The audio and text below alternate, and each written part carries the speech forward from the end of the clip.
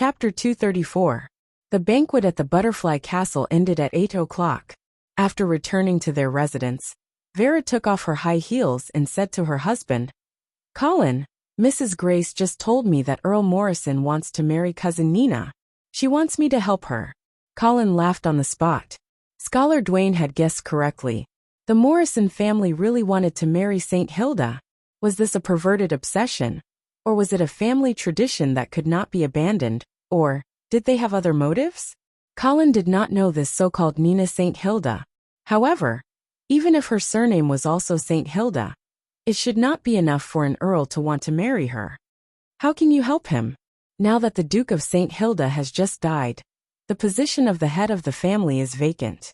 Even if Earl Morrison wants to marry cousin Nina, he will not be able to find anyone to make the decision. Vera was sitting in front of the dressing table at this time. She took off her sapphire earrings and said, "Mrs. Grace also knows that. She said that there is no need to rush this matter. After the rebellion in the northern frontier subsides, the position of the Dukes of the North will be decided. Only then can we talk about Earl Morrison's marriage." Colin looked at Vera as she took off her long dress, revealing her slim waist and long slender legs. He smiled and said, "Don't worry, Vera. Did Mrs. Grace say anything to you about who will inherit the position of the Dukes of the North?" It seemed that Colin's burning gaze made Vera's face turn slightly red. She turned around and glanced at the man. She quickly changed into her silk pajamas and shook her head. "No. But shouldn't Joyce be the one to inherit the position of the Dukes?" Colin looked at his ignorant wife and suddenly realized that he should also have a frank and honest talk with her. Otherwise, she would not have thought that he could also fight for the position of the Dukes of the North. Joyce is not a Marquis of the Northern Frontier. How can you say that it's a should? Vera was obviously taken aback by Jiang Yuning's question. But according to the order of succession, Joyce is indeed at the front of the line of succession. Colin untied his bow tie and threw it on the table. He then walked over to Vera and gestured for her to help him take off his suit. But Joyce is only 10 years old. Do you think it's appropriate for a child like him to become the ruler of the northern frontier? Vera was unbuttoning Colin's shirt as she raised her head and looked into the man's eyes with a puzzled expression on her face. "Is there a problem? There's no minimum age limit in the Overlord law." Colin shook his head. "I'm not questioning Joyce's qualifications to be the successor, but I'm worried that such an immature child really has the ability to deal with the current chaos on the northern frontier." Vera could not help but frown as soon as she heard Jiang Yuning's words. She stopped what she was doing, and it seemed as though she also felt that it was inappropriate for her 10-year-old brother to take on such a heavy responsibility. "Then, who do you think can take on such a heavy responsibility?" Vera asked in a trembling voice. Obviously, she also realized what Colin was trying to say. "I think you can," Colin said in a deep voice as he looked at his wife with a pair of bright eyes. It seemed as though he wanted to convey his determination to her. Vera's eyes were avoiding Jiang Yuning's gaze as she held her husband's shirt tightly. She then asked in an uncertain tone, Can I?" "Of course." Colin pulled Vera into his arms and kissed her forehead gently. He then said solemnly, "In my opinion, a qualified ruler of the northern frontier should have the virtues of justice, kindness, compassion, and tenacity. You have all of these virtues." Vera pursed her lips and hesitated. "But I don't know how to govern the territory at all." "That's all secondary." Colin waved his hand confidently. "In terms of politics, you can ask Scholar Dwayne for advice. He is very familiar with how to govern the northern frontier. In terms of military affairs," Colin gave her a thumbs up and said confidently, "You can completely trust your husband. Whether it is the eastern region or the trolls, I can easily deal with them. As for the rebel forces that are now entrenched in the northern frontier, there is nothing to be afraid of." Vera smiled as she looked at her husband's smug expression. The nervousness and fear that she felt earlier had subsided a lot. She stretched out one hand and stroked Colin's chest. She then drew circles on Colin's chest with her finger and said, "Yes, my husband is now a great hero, who has killed the troll emperor with his own hands." Colin laughed as he grabbed his wife's red lips and gave her a deep French kiss. He then asked, "How is it? Do you have the confidence to become the Lord of the Northern Frontier? Vera lay on Colin's chest and did not speak. When Colin saw this, he spoke again.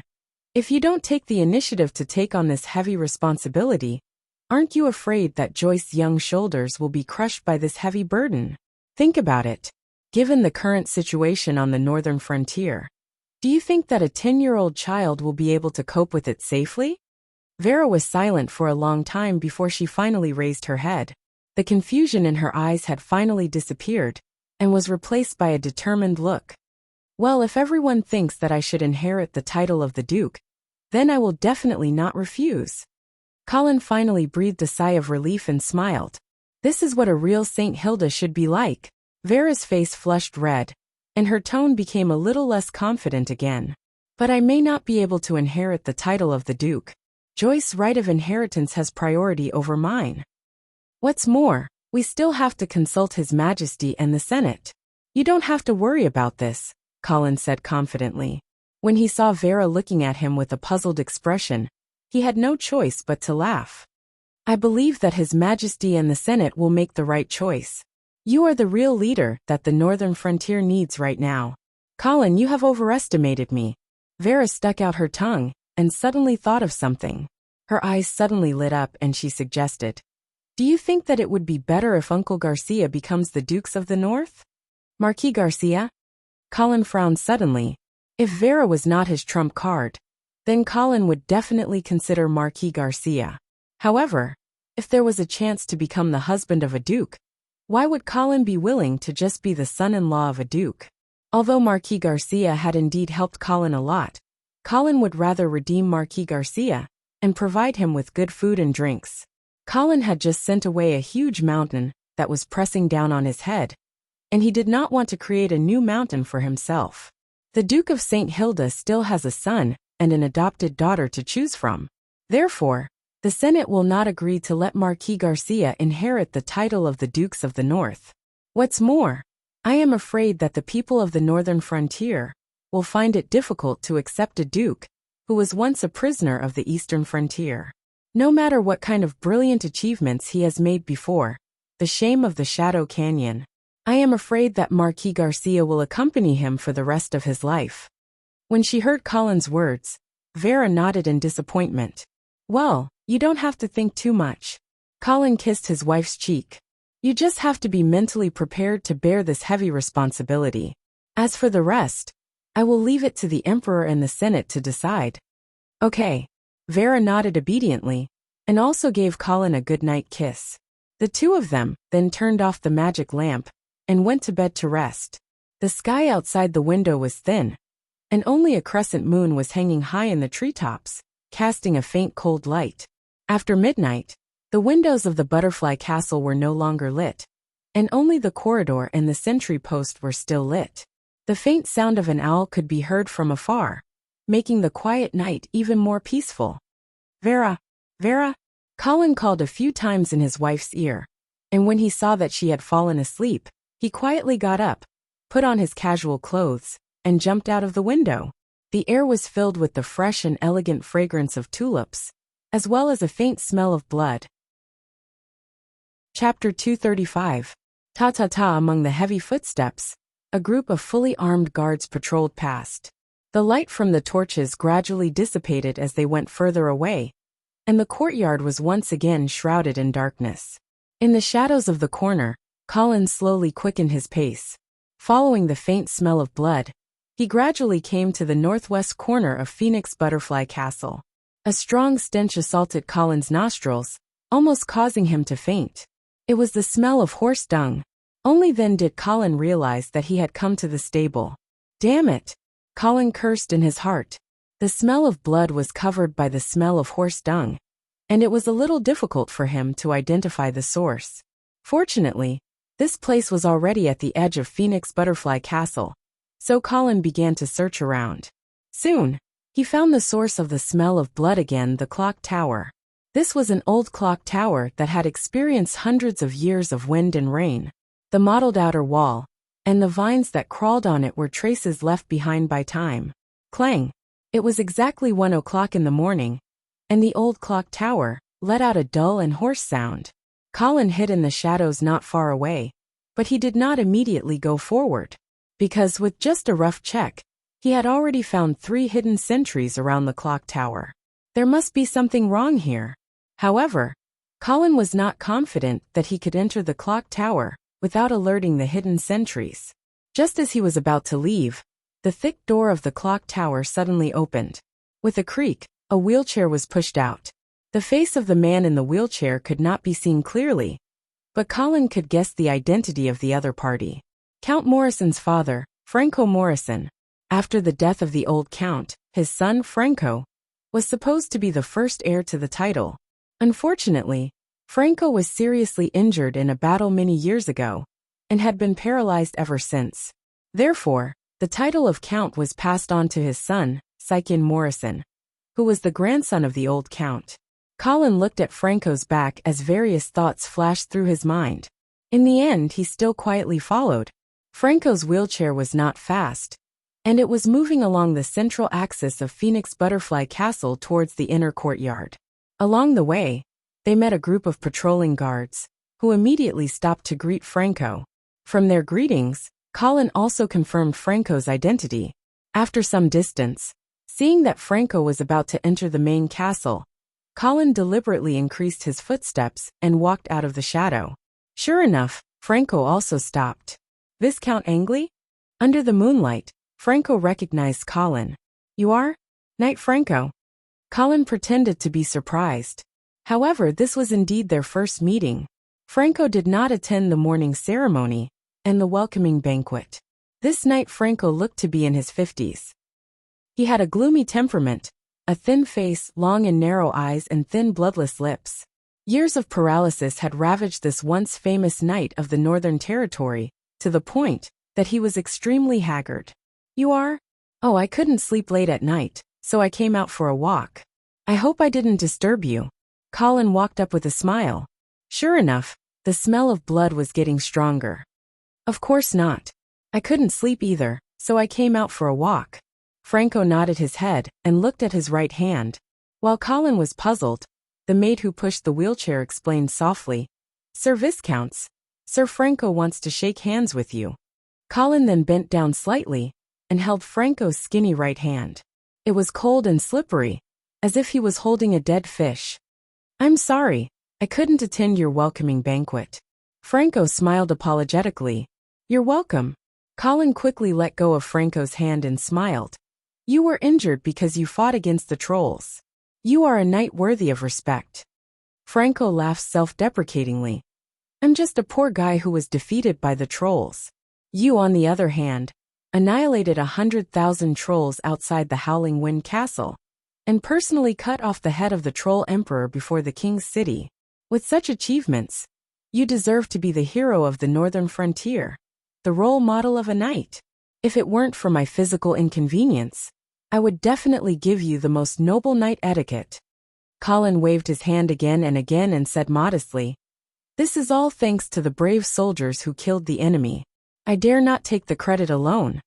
Franco smiled, and then changed the topic. Did Saikin tell you that he wants to marry Miss Nina? Yes. Madame Grace did ask Vera to help the count. Colin thought that Franco also wanted to help his son. Unexpectedly, Franco slowly shook his head. Can you tell Miss Vera that she does not agree to this marriage? Oh, why?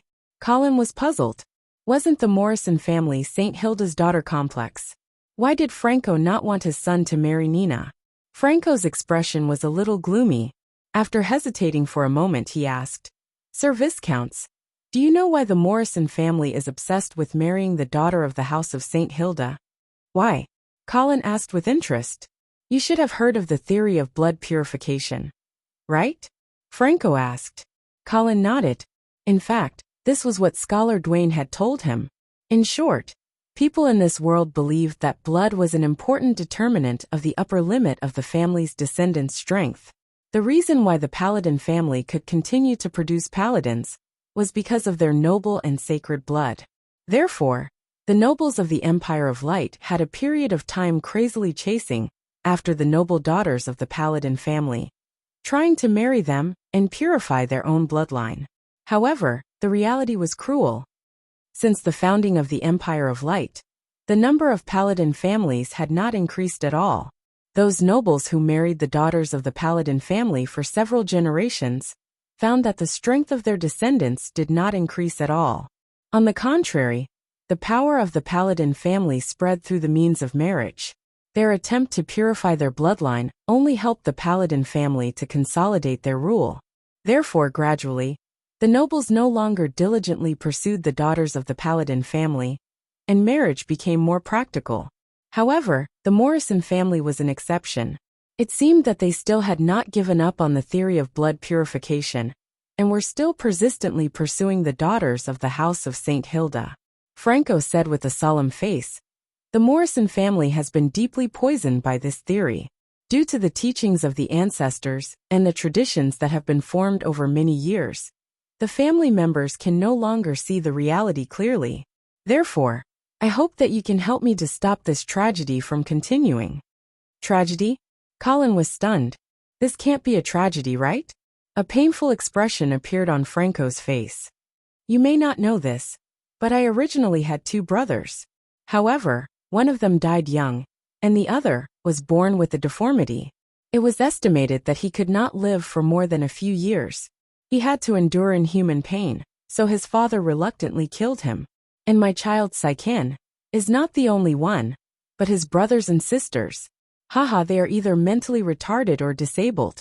Therefore, the bloodline of the House of St. Hilda is no longer a gift to us, but a curse." Colin finally understood what Franco meant by tragedy. It seemed that the long-term marriage had gradually assimilated the genes of the Morrison family into the House of St. Hilda. As a result, although they were not close relatives, they were closer than close relatives. Thus, the consequences of incestuous marriages gradually appeared in the descendants of the Morrison family. And this evil consequence, in the eyes of Franco, who did not understand genetics, became a bloodline curse. "Okay, I will pass on your request to Vera. But I want to remind you that your mother values this marriage very much, so thank you so much. As for my mother, I will personally persuade her." Colin sighed in his heart. This Morrison family was really complicated. It was no wonder that their direct line of descent had only one son for 3 generations. It turned out that they were looking for trouble. After that, the two chatted casually. Colin found that Franco was quite optimistic about the current situation in the northern frontier. He believed that the current chaos was only temporary, and it would not be long before it calmed down. Colin did not know whether Franco was deliberately being polite, or because he had been closed in the castle for a long time, and was a little slow to the changes in the outside world. However, he did not intend to delve into it. He was more interested in why the other party entered the clock tower in the middle of the night. And why was that place filled with the lingering smell of blood? Of course, Colin also knew that such questions could not be asked directly to Franco, so he accompanied him for a while, and then left.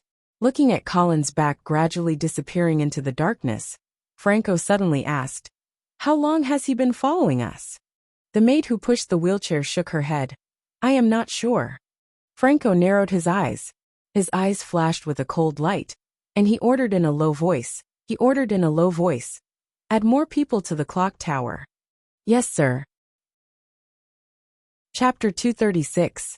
Early the next morning, Colin said goodbye to Count Morrison. Count Morrison brought his family and personally sent Colin and Vera to the gate of Floral City. However, Colin did not see Sir Franco Morrison, whom he had met by chance the night before, in the farewell procession. The weather today was good. The sky was clear and the wind was not dry. Colin and the others sped up and headed south. In the evening, Colin ordered them to stop moving forward and set up camp to rest. After a simple dinner, everyone went to bed early. But as the night deepened, Colin sneaked out of the camp. When he came to an uninhabited wilderness, his body suddenly emitted a blood-colored smoke. As the smoke lingered, countless strange runes appeared in the air, and then disappeared in an instant. At the same time, Colin's body gradually swelled. Poochie, a pair of black bat wings emerged from his back, and then stretched out. Whoosh! Amidst the raging waves of air, Colin shot up into the sky like an arrow released from a bow, shooting in the direction he had come from. Phoenix Butterfly Castle. After Colin and the others left, the castle returned to its usual tranquility. Everything seemed to be the same as usual. Dinner started at 6 o'clock and ended at 7 o'clock. Count Morrison would patrol the castle as usual after dinner, and Madame Grace would go to the church to pray as usual. Knight Franco, on the other hand, would eat alone in his bedroom as usual. After 10 o'clock, the lights in Phoenix Butterfly Castle gradually extinguished as usual. Perhaps the only difference was that the southeast corner of the castle was brighter than usual. When the patrolling guards saw this, they quickly went to check. Fire! Fire!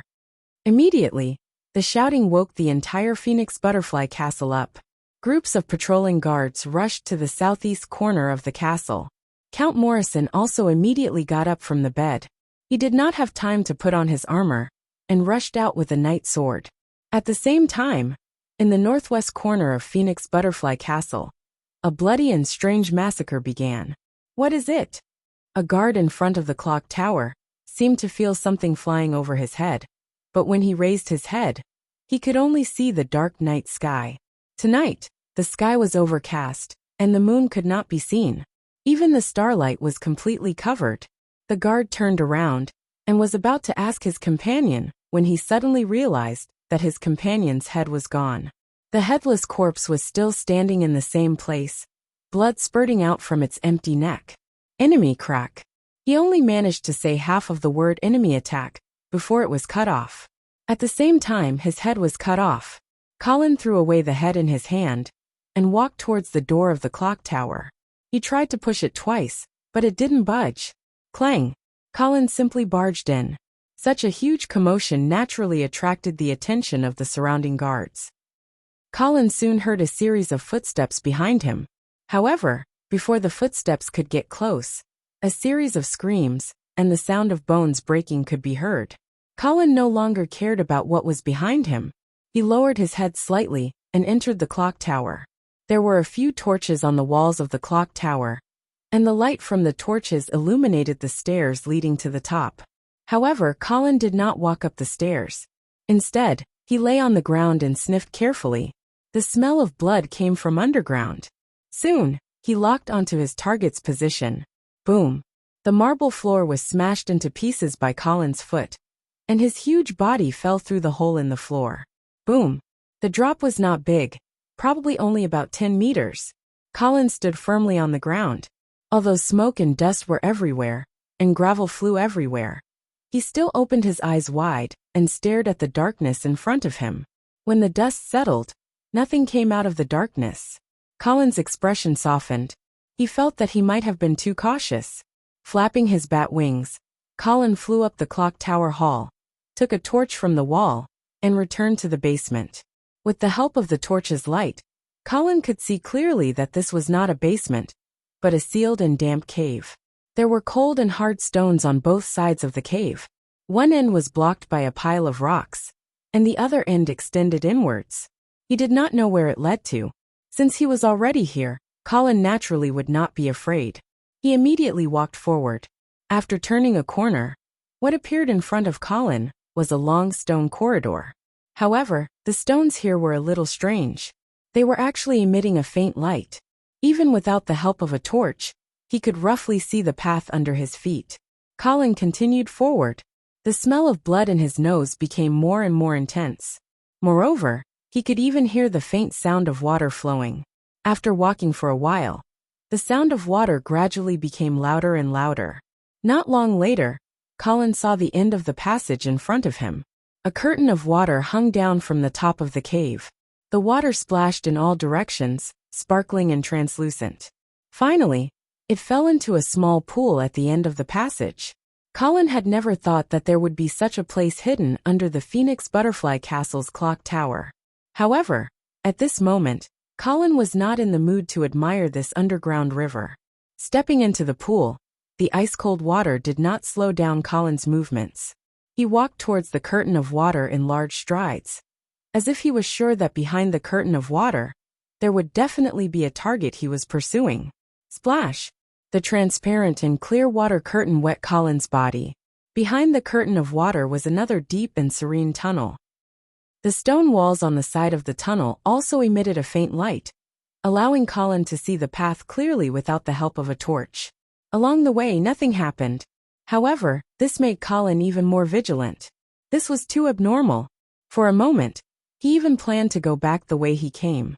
However, since he had already come here, if he did not figure out what secrets the Morrison family was hiding, he would definitely not be satisfied.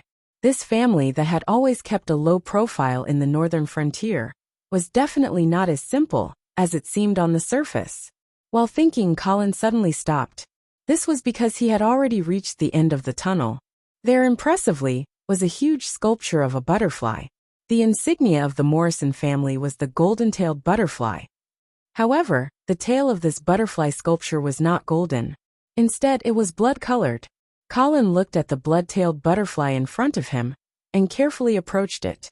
After passing by this sculpture, he unexpectedly arrived at a rather spacious underground space. Just as he entered this place, a strong smell of blood assaulted his senses, almost causing Colin to suffocate. Considering his identity as a vampire, Colin increasingly felt that there was a terrifying scene ahead. Sure enough, when he clearly saw the situation in this underground space, his whole person was stunned on the spot. Blood. Endless and endless blood. The stone walls were covered in blood. The air was filled with the smell of blood. The ground, it was completely a huge pool of blood. Above the pool of blood, there seemed to be a huge spiderweb-like thing. And within this spiderweb, there were many cocoons. Within the cocoons, there were clearly living people. Traces of blood continuously dripped from these living people, falling into the pool of blood. Seeing this scene before his eyes, even as a vampire, Colin, who had the bloodthirsty characteristic, could not help but feel a bone-chilling chill from the bottom of his heart. What kind of azura hell was this? What did the Morrison family want to do? Bang! Just as Colin was in a daze, an armored man suddenly scuttled out of the pool of blood. Brandishing a blood-red longsword, he directly chopped down at Colin. Chapter 237. Boom! Blood splattered everywhere and gravel flew everywhere.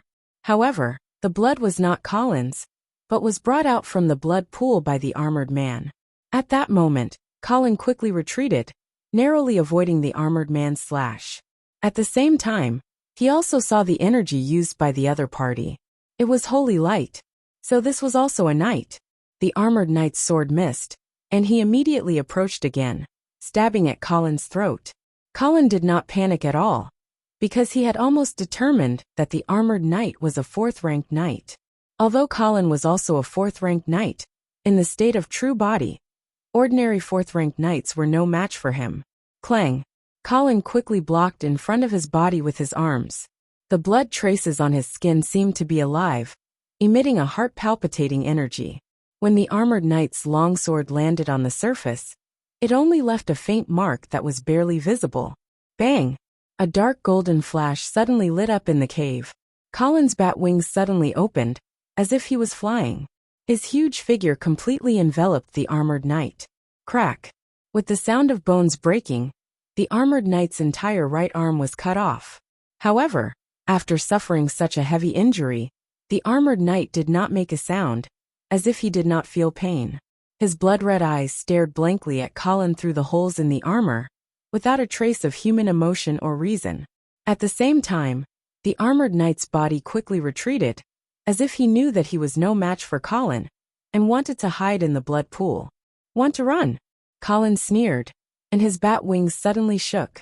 Under the turbulent air waves, he rushed toward the armored knight like lightning, his hands crisscrossing like scissors, grabbing the other party's head. But at this moment, the blood pool suddenly exploded again. Bang! In the splashing blood, a huge red figure suddenly jumped out, holding a huge white shield in his hand, and rushed toward Colin. This time, the figure that appeared was more than 4 meters tall. His body was not inferior to Colin after his transformation. His whole body was like a giant tank, carrying an unstoppable momentum as he rushed over. Colin instinctively sensed danger. He immediately threw down the armored knight with the longsword in front of him, flapped his bat wings, and leaped backward. Rumble! In an instant, it was as if a volcano had erupted. The enormous power caused the entire cave to tremble. The stone ground suddenly exploded, and a large amount of gravel shot out like bullets, hitting Colin's body, and even causing bruises. This knight with a huge shield was at the 5th tier. The original armored knight took this opportunity to dive back into the blood pool and disappeared. Before Colin could regain his footing, the newly appeared armored knight pulled out a white spear from behind the giant shield. The tip of the long spear suddenly lit up with a trace of blood. Hiss! Lines of blood suddenly shot out from the blood pool and converged at the tip of the spear. The entire spear turned red in an instant, and a demonic blood light constantly circulated. It looked as if it was made of blood. An indescribable aura rapidly spread in the cave, and a heart-palpitating pressure instantly filled the entire place. Colin's pupils shrank slightly as he faintly sensed danger. Suddenly, an incantation of unknown meaning was uttered. Colin's scalp went numb. There was no time to think. The blood chi in his body rapidly surged, and the bat wings on his back suddenly flapped. Chi! The blood-red spear stabbed out like lightning. A circle of blood-red halo was like a ring-shaped ripple that instantly dispersed into the surrounding space. Wherever the halo went, everything was split into 2 halves. Colin was still in midair, but suddenly, streaks of blood appeared on his body, as if he had been dismembered by countless tiny blades. Bang! Colin was sent flying and crashed into the wall of the cave with a loud bang. Thump! Thump! Thump! The armored knight raised his giant shield and spear, and his entire body was like a charging tank, quickly approaching Colin. His heavy footsteps caused the entire cave to tremble. Colin didn't even think about it. With a flap of his bat wings, he rushed out of the tunnel he had come from. The narrow terrain here couldn't make full use of his mobility advantage. Moreover, that strange blood pool clearly had an additional effect on the armored knight's strength. Colin naturally had to change the battlefield. Seeing Colin running away, the armored knight suddenly let out a strange scream that didn't seem human, and immediately chased after Colin's figure into the tunnel. Waiting until the footsteps of the 2 people were getting farther and farther away, the cave regained its tranquility. Only the blood people in the cocoons above the blood pool seemed to be wriggling slightly, letting out faint moans. Splash! Amidst the surging blood, the armored knight, who had rushed out the first time, once again emerged from the water. He silently walked towards his broken arm, picked it up, and put it back on his body, as if he felt that he could recover in this way. Then, he walked back to the blood pool in a daze, and slowly sank into it. Outside the clock tower, more and more guards of the Morrison family had gathered, but they were still blocked by a group of mysterious people covered in armor, unable to take a step closer to the clock tower. Not far away, Franco Morrison sat in a wheelchair, frowning as he looked at the battle in front of him, and said in a deep voice, "Is that big guy at the 5th rank?" "Yes." The maid pushing the wheelchair nodded and added, "And he's a 5th rank warrior." "Troll warrior?" Franco's brows furrowed even tighter. Why would they appear in Phoenix Butterfly Castle? There was no response from behind. Clearly, the maid didn't know how to answer this question. This group of invaders were all professionals. If they wanted to sneak into Flowertalk City, it wouldn't be difficult. Franco looked for a while, and then decisively ordered, "Inform Saiken, ignore the fire in front, and immediately bring people to the clock tower." "Yes." Just as the maid was about to turn and leave, she heard Franco add, "Also, let him mobilize the city defense army to surround Phoenix Butterfly Castle. The enemy this time might not be easy to deal with." "Yes." At this moment, the side wall of the clock tower collapsed, and a huge figure rushed out from it. Immediately after, another blood-colored figure chased out. However, after leaving the clock tower, Colin was no longer restricted by space. With a flap of his bat wings, he rushed into the sky, leaving behind the armored knights behind him, who raised their huge shields and spears, and helplessly roared at the sky. "What the hell is this?" Franco was dumbfounded. Phoenix Butterfly Castle had been peaceful for over 100 years. Why would a group of inexplicable invaders suddenly appear? Colin stood in the air, looking at the Blood Shadow guards fighting with the guards of the Morrison family below, and then looking at the guards of Phoenix Butterfly Castle gathering in the distance. He understood that today's investigation would have to stop here. Otherwise, when more guards surrounded them, or even the city defense army was mobilized, it would be difficult for them to leave. Although he didn't completely understand what the Morrison family was doing in the secret realm below the clock tower, at least he knew that there was definitely a big problem with this Morrison family. His main goal now was to pacify the internal strife in the northern frontier and push Vera to the position of Duchess. For the time being, it wasn't good to complicate matters. Therefore, taking advantage of the fact that the Morrison family's army had not yet formed an encirclement, he immediately ordered the Blood Shadow Guards to retreat. At the same time, he also flapped his bat wings and flew away. The Blood Slaves immediately rushed towards the walls of Phoenix Butterfly Castle, under the lead of Prince Malvi. Rumble! The tall wall was like a piece of paper under the impact of the heavily armored Prince Malvi, and in an instant, a large hole was smashed open. A group of Blood Shadow Guards filed out of the large hole and quickly disappeared into the darkness of the night. Chapter 238. The flames in the fireplace flickered and crackled from time to time. Sitting in his wheelchair, Franco looked at the pitch-black night sky outside the window in a daze. It was the darkest moment before dawn.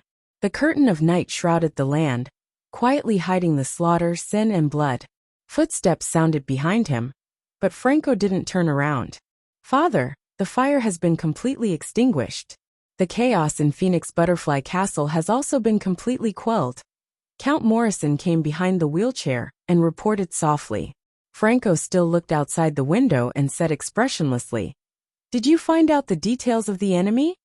Count Morrison shook his head and said with a grave expression, "No, they didn't. These invaders didn't fear death. We didn't catch a single one alive. However, the invaders we killed were all professionals. There were troll warriors, human knights, and of course warriors. Someone even recognized a knight from the east." East? Franco's brows furrowed deeply. He suddenly felt that everything in front of him had become complicated and confusing. He couldn't figure it out at all. At that moment, heavy footsteps sounded again. Very quickly, a knight of the Morrison family appeared in the meeting hall and reported loudly, "Sir, I've been waiting for a long time. Sir Count, the invaders we killed came back to life and all of them escaped." "What?" Count Morrison couldn't believe his ears. "Say that again." The knight had no choice but to repeat it. At that moment, Franco slowly retracted his gaze from outside the window and looked at the knight with a sharp gaze. He said coldly, "What do you mean by come back to life? Tell me about it." The knight was sweating profusely. He knew that what he said was too outrageous. He could only brace himself and explain. "Sir, I am willing to swear in the name of my ancestors that what I said just now wasn't a lie. Originally, we had already collected the corpses of the invaders and were preparing to deal with them together. But in the blink of an eye, these corpses suddenly came back to life and killed the guards around them. Such a strange thing scared the guards out of their wits, and they didn't dare to stop it. So they escaped from Phoenix Butterfly Castle. Are you sure that those invaders are already corpses?" This, faced with Franco's spiritual interrogation, the knight was dumbfounded. He couldn't possibly say that he was lying motionless on the ground with a few swords stuck in his chest. Wasn't that a corpse? Franco narrowed his eyes and thought for a moment. Then he ordered the maid behind him, "Cadena, go and interrogate those guards yourself. Find out what happened." "Yes, sir." The maid nodded and walked to the knight's side. She crooked her finger and motioned for him to follow her out. The knight hurriedly bowed to Count Morrison and Franco, as if he had been pardoned, and followed Cadena out of the meeting hall. "Father, this what's going on?" The series of events that happened tonight made the young Count Morrison lose his head out of fear. Even his voice was trembling. Franco looked at his son, who was panicking, and scolded him. "Why are you panicking?" Count Morrison hurriedly lowered his head and forced his wandering gaze to focus on his feet, not daring to meet his father's sharp gaze. The atmosphere in the hall instantly froze. It was so quiet that one could almost hear Count Morrison's rapid heartbeat. After a long while, when Count Morrison's heartbeat finally calmed down, Franco's deep voice sounded once more. "Do you know the Winged Knight?" "Winged Knight?" Count Morrison was stunned for a moment before he came back to his senses. Are you talking about the knight who appeared in Silvery Moon City and killed the previous half-elf king? Franco nodded. Yes. According to the information I received, the monster that flew out of the clock tower tonight should be the Winged Knight. Count Morrison thought for a moment and said hesitantly, Father, then which faction does this Winged Knight belong to? Why did he come to Phoenix Butterfly Castle? Franco pondered for a moment and said, I suspect that this Winged Knight should be an assassin secretly cultivated by the Angeli family. The Angeli family?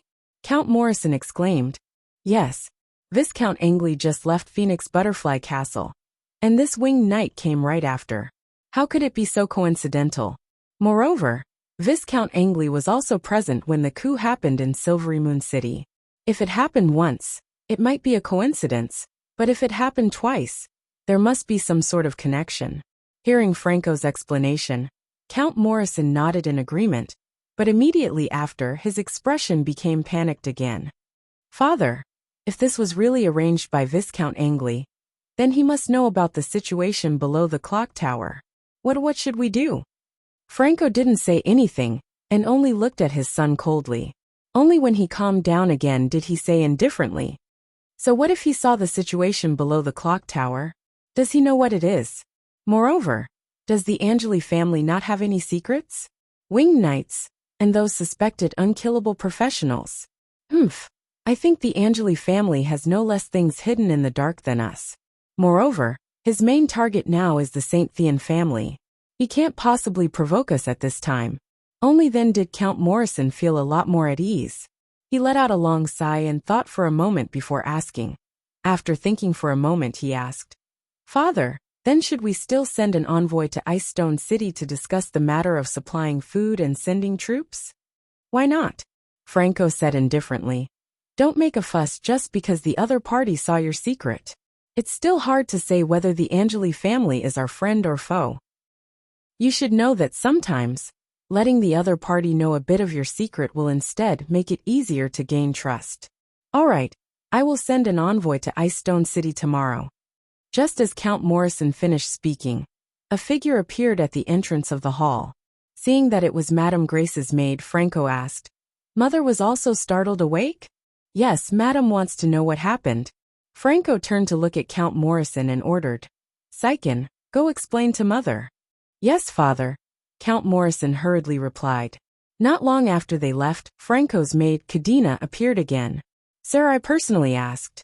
Those invaders actually didn't all come back from the dead. There were still 3 corpses left at the scene. That's why I suspect that those invaders who escaped were actually playing dead. A bunch of idiots. Don't they know how to add salt to the wound? Franco cursed in a low voice and no longer bothered with the matter. He turned and ordered, In the name of the Count, issue a gag order. Everything that happened tonight is not to be leaked. Yes, sir. Come, push me to the bottom of the clock tower to take a look. Cadena obeyed and walked behind Franco, pushing the wheelchair outside. At this time, the castle had gradually regained its calm. Only the patrolling guards still had some panic and nervousness on their faces. The fire had been completely extinguished long ago, but the property losses were still being calculated.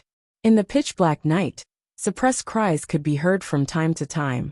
It was likely that they had lost their companions and family members in this battle.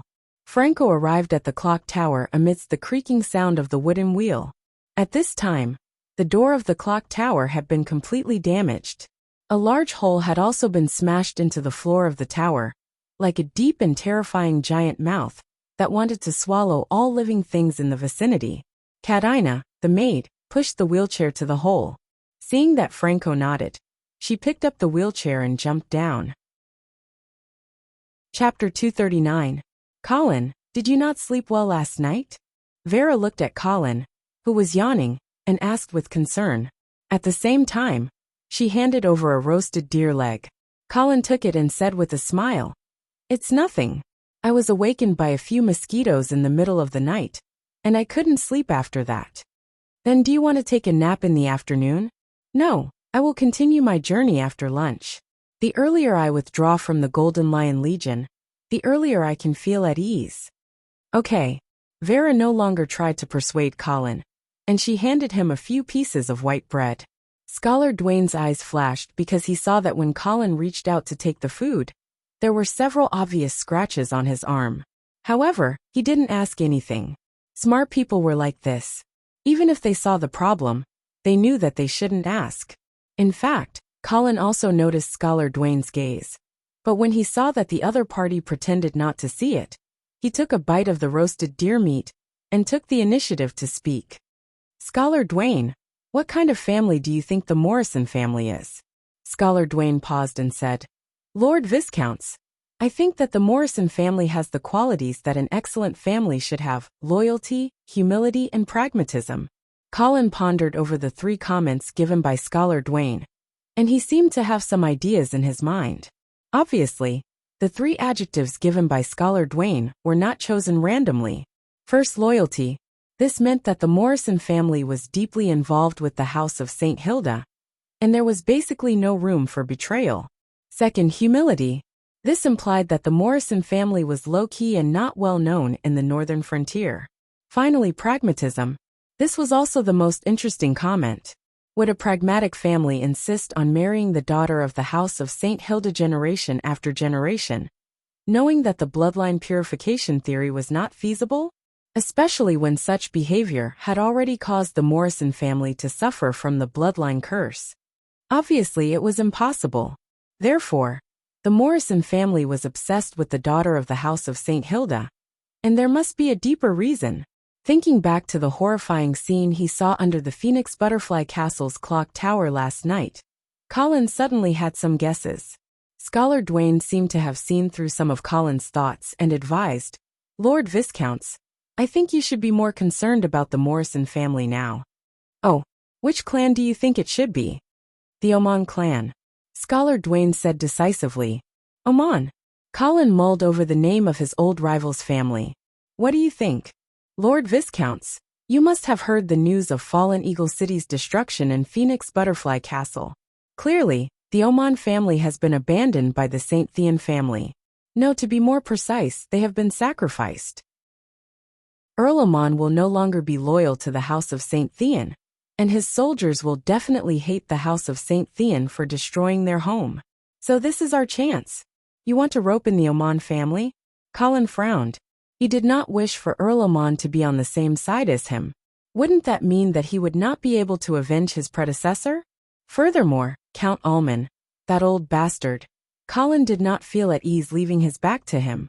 Scholar Dwayne did not seem too keen on roping in the Oman family, and said calmly, I only feel that we can give it a try.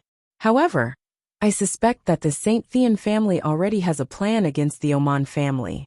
They will definitely not let their newly established enemy turn around and join the House of St. Hilda. So, we should first confirm the situation of Earl Oman and his family's army. If he has not been harmed by the St. Thean family, then we can indeed rope him in and take advantage of the opportunity to disintegrate the power of the St. Thean family. Colin nodded and did not say anything, nor did he express his agreement to Scholar Dwayne's suggestion. Scholar Dwayne seemed to want to say something, but he suddenly felt that the surrounding temperature had dropped significantly. Whoosh! A gentle breeze blew past, bringing with it a burst of frost. The bonfire in front of them began to flicker, as if it would be extinguished in the next second. Something is wrong. Colin immediately stood up, threw away the deer leg, and grabbed the sword at his waist. It's an arcane fluctuation. Vera shouted in surprise. There is a sorcerer casting a spell. Moreover, it is an extremely powerful sorcerer. Alert! Search the surroundings. Knight Roger immediately shouted loudly, and at the same time, he sent out a small group of cavalrymen to try and find the sorcerer who was casting the spell. In the blink of an eye, the originally clear sky suddenly became densely covered with dark clouds. It was as if a rainstorm was about to start. He is in the forest in the west. Vera suddenly pointed and shouted, Quick! Stop him! In the midst of the rapid sound of horse hooves, a group of cavalrymen rushed in the direction that Vera had pointed out. However, before they could find the sorcerer, who was hiding in the dark and casting the spell, a bolt of lightning suddenly flashed across the sky. Boom! What followed was a dull sound of thunder. After that, snowflakes began to fall from the sky. That's it. Colin and the others, who were originally waiting for the sorcerer, were suddenly dumbfounded. Looking at the other party's formation, they thought that it was some kind of terrifying spell, but they never expected that it was just a snowstorm. Of course, being able to create a heavy snowstorm in the early summer was also considered a skill. At this time, the cavalryman who rushed over had already found the sorcerer and immediately escorted him to Colin. "Teacher Wuxia, why are you here?" Vera suddenly exclaimed in surprise when she saw the person who had come. No wonder she had felt a very familiar aura just now. It turned out that her teacher was casting the spell. "Haha, Miss Vera, Viscount Angley, don't be nervous. I am just joking with you." Wuxia had a calm expression on his face, even though the cavalrymen were pointing their swords at his back. He even had the mood to joke around. Colin looked at the high-level sorcerer, and his heart was slightly moved, but on the surface, he had a welcoming attitude. He smiled and shook hands with the other party.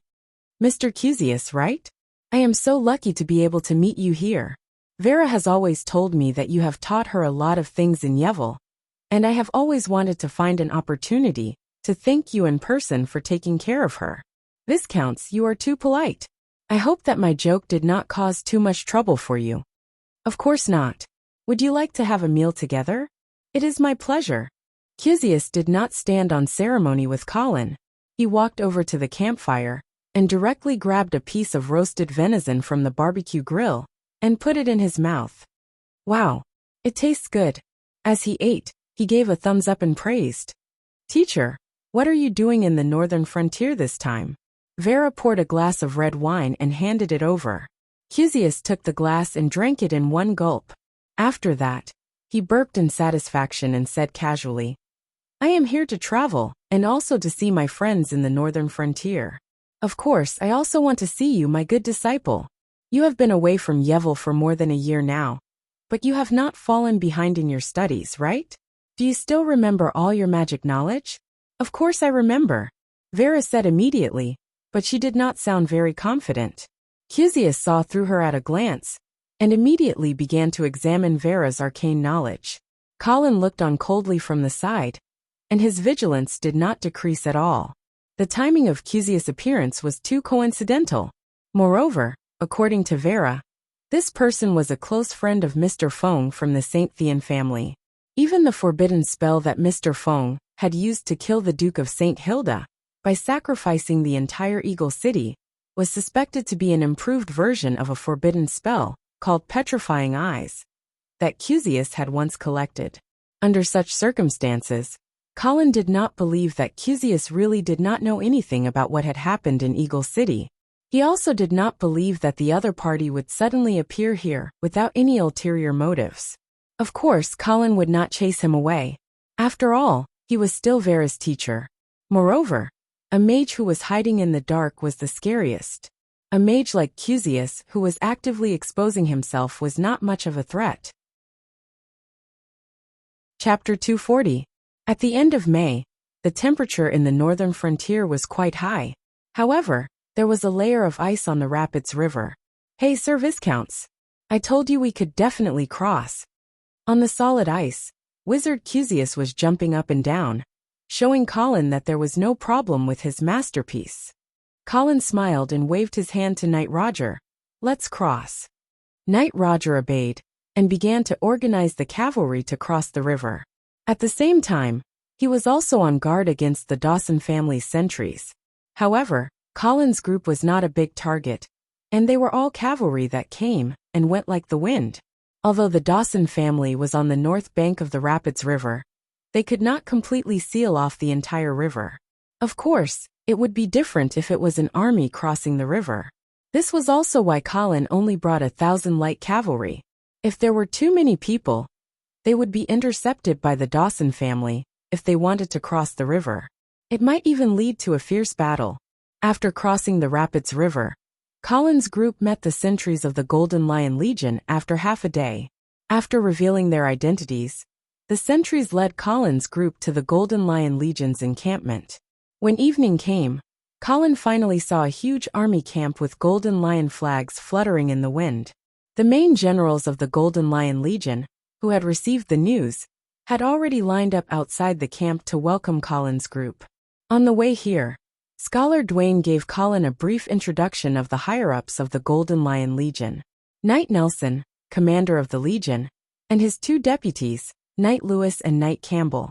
Of course, as an army under the direct command of the House of St. Hilda, the so-called Legion commander of the Golden Lion Legion was actually just a title. The one who truly controlled this army was the Duke of St. Hilda himself. Of course, if it was the first successor of the Duke, such as Marquis Charles, he would also have the qualifications to lead this army in battle. However, now that the Duke of St. Hilda was dead, and the position of Marquis of the Northern Frontier was vacant, it was debatable who the Golden Lion Legion should listen to. At this moment, the attitude of Knight Narsen was of utmost importance.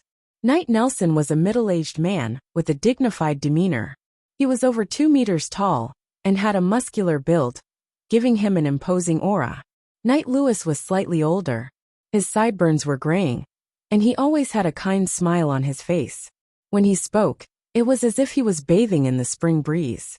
Knight Cambenin, on the other hand, had a cold temperament and was taciturn. He also had a hideous scar on his face, which made him seem difficult to get along with. The fact that these three knights were able to lead the Golden Lion Legion meant that they were deeply trusted by the Duke of St. Hilda. Their loyalty shouldn't be a problem. After some small talk, Knight Nelson led Colin and the others into the barracks. The last elite force of the House of St. Hilda was gathered here. The neat rows of soldiers and horses, as well as the endless military tents, gave people a sense of security. The 80,000-strong army was in good order. From this, it could be seen that Knight Nelson had excellent leadership skills. After entering the temporary command post, Knight Nelson went straight to the point and asked, "Miss Vera, Viscount Angley, I have heard the news of the Duke's death. Is it true?" "It's true." Vera nodded with a sorrowful expression. She then told Knight Nelson about the events that happened on the day of the wedding, as well as some of her speculations about the murderer. Knight Nelson listened quietly, and the atmosphere in the barracks was filled with sadness and anger. After the three commanders of the Golden Lion Legion digested the news, Colin coughed softly and said, "Everyone, please accept the news. I know that the death of the Duke is hard for you to accept, and that you want to take revenge as soon as possible. However, the enemy is strong now. The Menham family's army has entered the northern frontier, and will soon appear behind the Golden Lion Legion. Therefore, I suggest that we retreat to Winter City and avoid the enemy for the time being before we make further plans." Colin's words did not cause much of an uproar. Knight Nelson's head was still lowered, and no one knew what he was thinking. Obviously, even though he had married Vera, Colin was still not qualified to mobilize this army. "I also think that we should retreat. We cannot let the last elite force of the House of St. Hilda die at the Rapids River." Vera also agreed. However, Knight Nelson still did not say anything. The atmosphere in the barracks gradually became awkward. At this time, Knight Lewis smiled and said, "Viscount Angley, I know that you are sincerely planning for the Golden Lion Legion, but we are under the orders of the Duke to stop the Dawson family. If we retreat, the Dawson family will take the opportunity to cross the Rapids River and invade the territory of the House of St. Hilda. Who will bear the responsibility for this?" Colin shook his head and retorted, "But if you are trapped here and wait for the Menham clan to cut off the army's escape route, then attack from both sides with the Dawson clan, the Golden Lion Legion might not be able to escape defeat." Knight Lewis wanted to say something, but when he saw Knight Nelson slowly stand up, he decisively closed his mouth and threw the problem to the other party. Knight Nelson's eyes swept across Colin's face and finally stopped at Vera. He then asked, "Miss Vera, where is the Duke's body now?" "It is just outside. Can we pay our respects to the Duke's remains?" "Of course." Vera then looked at Colin. Colin nodded at Knight Roger and motioned for him to bring the Duke of St. Hilda's coffin. Knight Roger took the order and left. Once again, the barracks fell into an awkward silence. Colin and Scholar Dwayne looked at each other, and saw the dignified look in each other's eyes. The high-ranking officers of the Golden Lion Legion were more stubborn than they had imagined. However, such stubbornness was somewhat baffling to Colin. Even if Knight Nelson felt that Colin and Vera were not qualified to give orders to the Golden Lion Legion, under the current circumstances, if the Golden Lion Legion did not want to be attacked from both sides, the best choice was to retreat to Coldwinter City. Colin did not understand why Knight Nelson and the others were so resistant to this suggestion. Soon, Knight Roger pushed the Duke of St. Hilda's coffin into the barracks. Everyone immediately surrounded the coffin and prepared to pay their respects. With a click, the lid of the coffin slowly opened. Colin placed his left hand on his chest and bowed his head. His face was perfectly painted with a sad expression. However, he immediately heard Knight Nelson's questioning voice. "Viscount Angley, are you sure this is the Duke's body?" "Huh." Colin raised his head with a puzzled expression. He looked at the coffin and explained. "That's right." He explained. "Knight Nelson, the Duke was petrified by an unknown forbidden spell. Therefore, his body might look a little." Before he could finish his sentence, Colin was stunned. This was because he saw a stone statue of the Duke of St. Hilda lying in the coffin. It was not the petrified Duke of St. Hilda. The two statues looked the same, but they were actually worlds apart. Whether it was the details of the statue or the feeling it gave off, Colin was certain that it was not the Duke of St. Hilda's body. It was just an ordinary statue of the Duke. It had been swapped. Colin was shocked, and he turned his head to meet Scholar Dwayne's shocked gaze. Both of them exchanged glances, and the same thought flashed through their minds. The Morrison family. Chapter 241. Looking at the stone sculpture in the coffin, Colin's mind flashed with thousands of thoughts for a moment. Along the way, only the Morrison family was able to secretly swap the Duke's body with the Duke's body. After all, they had only stayed in Floral City for a night, and even opened the coffin for the Morrison family to pay their respects. Who would have thought that they would actually want to steal the Duke's body? What were they trying to do? Colin naturally thought of the blood pool under the clock tower of Phoenix Butterfly Castle. He had a hunch that the reason why the Morrison family wanted to steal the Duke's body was related to the mysterious blood pool. It looks a bit like a stone sculpture, but this is indeed the Duke's body, Colin said firmly. He had to be tough now. It was not a big problem that the Duke of St. Hilda's body had been swapped. But if Knight Nelson found out about it and refused to acknowledge the Duke's death, then it would be troublesome. They could even claim that the Duke of St. Hilda was missing. Death and missing were two completely different concepts. Once the Duke died, then the command of the Golden Lion Legion would naturally fall into the hands of his successor. However, if they could not confirm the Duke of St. Hilda's death, then without receiving the Duke's orders, Knight Nelson and the others could completely ignore the orders of others and independently control the most elite military force of the House of St. Hilda. Knight Lewis squinted his eyes and carefully looked at the body in the coffin for a long time before he smiled and shook his head. "I'm sorry, Viscount Angley. I'm not questioning your integrity, but this is obviously just an ordinary stone sculpture."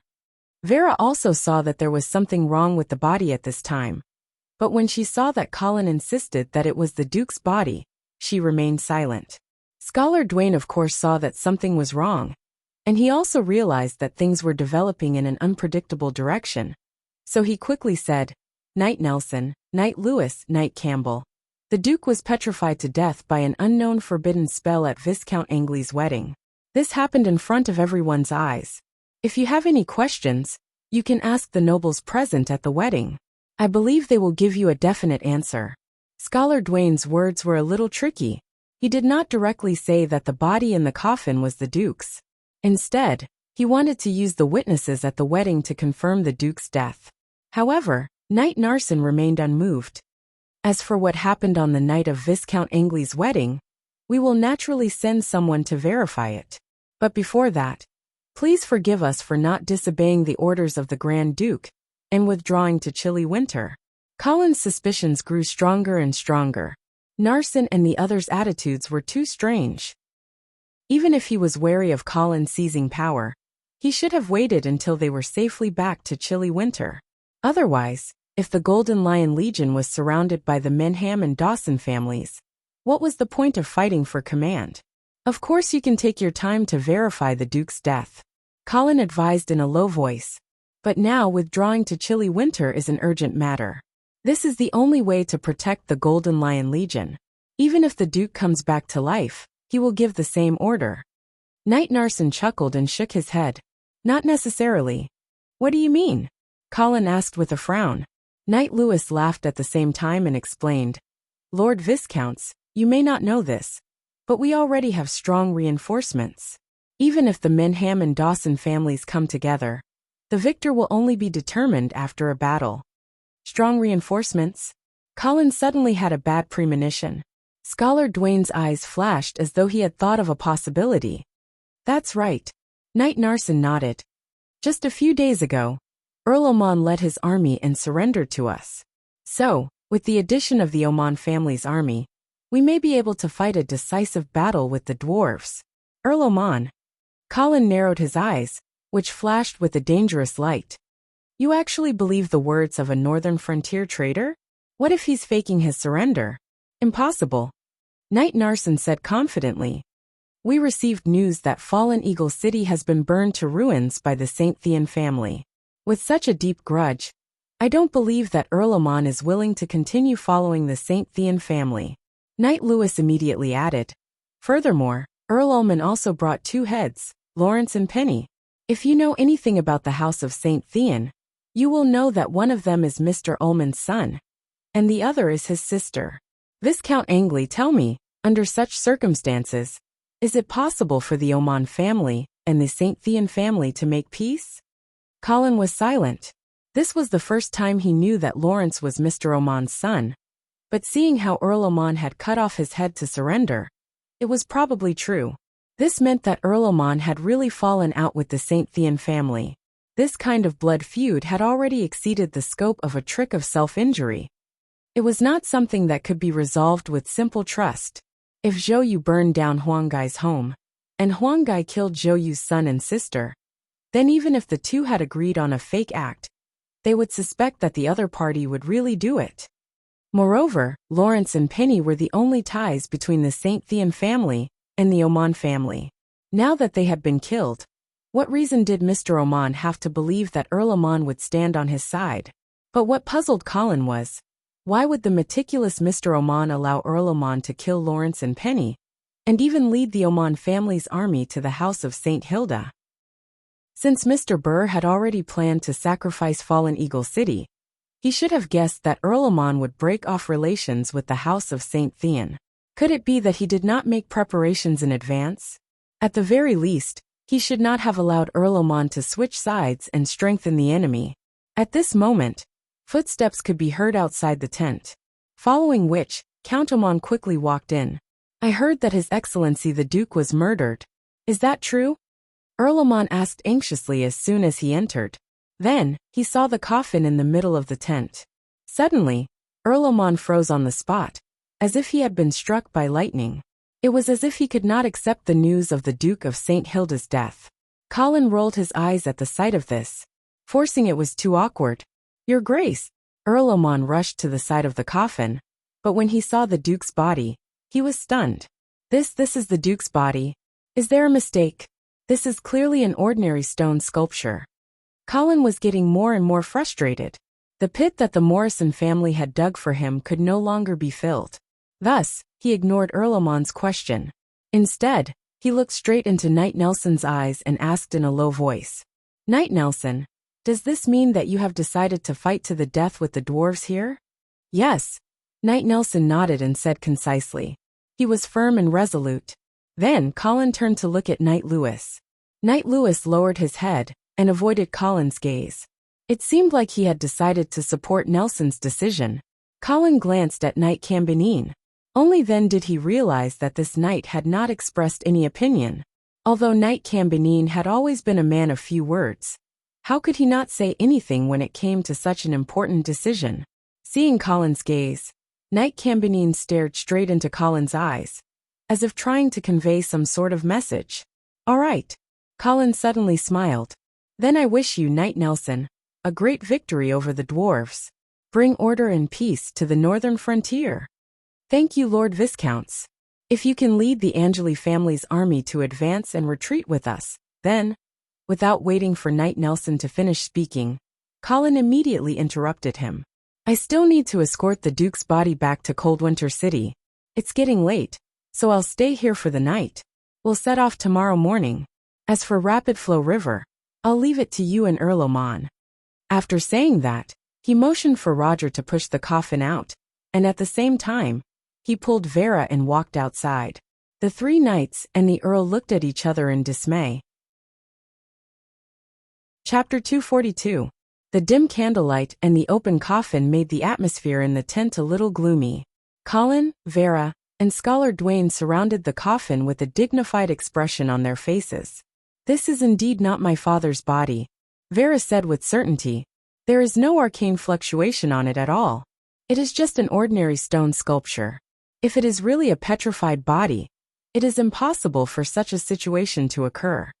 Colin slammed his palm on the coffin lid and said angrily, It must be the Morrison family's doing. Vera frowned and asked doubtfully, But why would the Morrison family do this? What is the use of stealing my father's body? Colin hesitated for a moment, but in the end, he did not tell Vera what he had seen in the underground cave of the Butterfly Castle. After all, it was related to his biggest secret. Even if she was his wife, Colin was not willing to be honest with her. At least not now. I suspect that the Morrison family has a secret relationship with Knight Nelson and the others, Scholar Dwayne said. Ah. Colin was slightly surprised and quickly asked, Why do you say that? Scholar Dwayne said unhurriedly, Lord Viscount, did you notice that when Knight Narson said that he wanted to pay his respects to the Duke's remains, it was right after you suggested that we retreat to Coldwinter? It is as if he already knew that as long as we open the coffin, we will see a body that has been replaced. This will make it impossible for us to completely confirm the death of the Duke. In this way, Knight Nelson and the others will have a reason to reject Miss Vera's suggestion. Colin nodded with a dignified expression. He found that Scholar Dwayne's words were indeed quite reasonable. In retrospect, the actions of Knight Nelson and the others did indeed seem to indicate that they knew in advance that there was a fake body placed in the coffin. So, why did the Morrison family and Knight Nelson do this? When he heard Colin's question, Scholar Dwayne rubbed his chin and thought for a moment before replying. I think there are two motives for them to do this. Firstly, it was the Oman family's surrender that had boosted Nelson's confidence. That was why he wanted to have a showdown with the dwarves. If that's the case, I'm afraid that Count Oman is also involved in this conspiracy. Hearing this, Colin could not help but nod. He recalled Earl Almond's pretentious behavior when he saw the coffin, as if he had already known that the Duke's body was fake. Secondly, Scholar Dwayne continued, if Knight Narson and Count Oman really defeat the dwarves, they will become the true heroes of the northern frontier. When the time came, he might even have to ask for their opinions on who would become the Dukes of the North. It was foreseeable that they would elect young Master Joyce as the leader of the northern frontier. After all, a child like Joyce is much easier to control. Unlike Miss Vera, who has her own opinions and is married to a powerful feudal lord. Hee. Colin suddenly laughed. He did not know if it was because of Scholar Dwayne's flattery, or because he was laughing at Knight Narson and the others for overestimating themselves. He had to admit that Scholar Dwayne had given a very good analysis of the situation. Originally, Colin had thought that the Morrison family had stolen the Duke's body because they wanted to conduct some secret research. But now, he felt that perhaps the other party's purpose was not as simple as it seemed. Moreover, the Morrison family was not the only force behind this conspiracy. At the very least, Count Oman was most likely involved. This guy had a grudge against Colin, and he definitely did not want to see Vera successfully become the leader of the Dukes of the North. Therefore, he would definitely find a way to prevent the Golden Lion Legion from falling into Vera's hands. Count Morrison is actually so ambitious. Then he can forget about marrying cousin Nina. Looking at Vera's angry expression, Colin was suddenly amused. He did not expect her to be thinking about this at this time. Her brain circuit was really strange and cute. After patting Vera's head, Colin turned to look at Scholar Dwayne. Seeing that he still had a calm expression on his face, Colin asked, Scholar Dwayne, when you persuaded me to come here, did you not think about the possibility that Knight Narsen would not listen to your orders? Of course I thought about it. Scholar Dwayne had a confident look on his face. I did have a backup plan. Oh, please tell me. Colin's face was full of joy as he quickly asked. Scholar Dwayne looked at Colin and said leisurely, Sir Viscounts, the backup plan that I mentioned is actually related to one person. I think you should have already noticed who that person is. Colin rolled his eyes and immediately thought of one of the 3 senior commanders of the Golden Lion Legion, Knight Campbell, who had been silent all this time. Before leaving, Colin had exchanged glances with the other party. Obviously, Knight Campbell had something to say to Colin. Are you talking about Knight Campbell? That's right. Scholar Dwayne snapped his fingers and explained. In fact, when the Duke appointed the commander of the Golden Lion Legion, he already had a plan in mind. You should also be able to see that Knight Campbell is obviously not on good terms with Knight Narsen and Knight Lewis. No, it is not as simple as that. Actually, Knight Cambanine and Knight Narsen did have a grudge against each other. That was a matter of the past, but the Duke still forced Knight Cambanine into Narsen's Golden Lion Legion, and even made him one of his deputies. He didn't want the upper echelons of the Golden Lion Legion to be as united as an iron plate. In this way, Knight Campbell has become an eye that cannot be bribed, and he will keep an eye on Knight Narsen on behalf of the Duke. If something happens to Knight Narsen then, Colin decisively continued, then Knight Cambanine is the candidate for Legion Commander. Scholar Dwayne nodded slowly and smiled, revealing his white teeth. Under the dim candlelight, he looked a little ferocious. Upon hearing this, Vera finally reacted. Her eyes widened in surprise and she deliberately lowered her voice. Are you planning to kill Knight Narsen? Colin's eyes flashed and he comforted her. We don't have to kill Knight Narsen. As long as we take back the command of the Golden Lion Legion from him, everything will be fine. As for Count Oman, haha, he will definitely die. But didn't Count Oman already surrender? Vera was obviously still fantasizing about Count Oman and Knight Narsen. Can't we just let Count Oman and Knight Narsen fight against the dwarves? If they win, then won't the rebellion at the northern frontier be completely quelled? Colin shook his head firmly. You are too naive. Even if they can defeat the dwarves after they win, the first thing they will have to deal with is the Angeli family. Of course, they will also have to deal with you.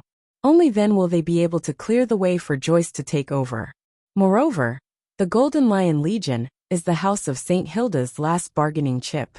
Why should they hand it over to someone else? If they lose this bet, then Winter City will definitely fall. When that happens, the Lord of the Northern Frontier will have to change his surname. Under such circumstances, the safest choice is to retreat to Winter City with the army. We cannot let Knight Narsen lead the Golden Lion Legion into the abyss for his own selfish reasons. Vera nodded silently, but she still could not bring herself to do it. What about Count Oman? Since he has already turned over to us, then there is no need to kill him, right? Colin had no choice but to speak again. Do you still remember when I ran away from home alone and met you at the Mirror Lake camp? Of course I remember. Vera nodded, but she was a little puzzled as to why Colin would bring this up at this time. Do you know why I ran away from home alone? Why? Colin's face was gloomy as he said fiercely. Because I was assassinated in my bedroom in the castle. It was an assassination by a knight of the Angeli family. What? Vera was shocked and quickly asked. Who was the mastermind? Count Oman. Colin blurted out. I only found out later that my father died at the front line. So if I had been killed, then the Angeli family's title would have fallen to my sister, Caitlin, and Caitlin, married to Valo Oman. Vera suddenly realized and immediately said with hatred. Count Oman actually dared to assassinate a noble. This is a disgrace to all knights. He should be killed. Yes, he should be killed. Colin's smile returned to his face. So, we must not let Count Oman and Knight Narsen's conspiracy succeed, even if we have to resort to the most extreme means. Okay. Vera nodded heavily. She no longer felt guilty about killing an ally. When Scholar Dwayne saw that the young couple had finally reached an agreement, he secretly heaved a sigh of relief. Lord Viscounts, it will not be easy to seize the command of the Golden Lion Legion from Knight Narsen. We will have to think about it carefully. However, Colin smiled confidently and said, "You're right. You don't have to worry about that. I already have a plan." Chapter 243. The night was dark, and everything was quiet. A figure clad in full armor was striding towards Knight Nelson's tent. "Halt! Who are you? Identify yourself." In front of the tent, Knight Narsen's personal guards immediately stopped the unknown armored figure. The armored man calmly took off his helmet. "Marquis, Lord Charles." As a direct subordinate of the House of St. Hilda, it was impossible for them not to recognize Charles. However, the personal guards couldn't believe their eyes. They had heard that the eldest son of the Duke of St. Hilda had died in the Troll Empire. How could he appear here? Charles glanced at the shocked guards with an expressionless face, and then walked towards the tent. The personal guards didn't dare to stop him.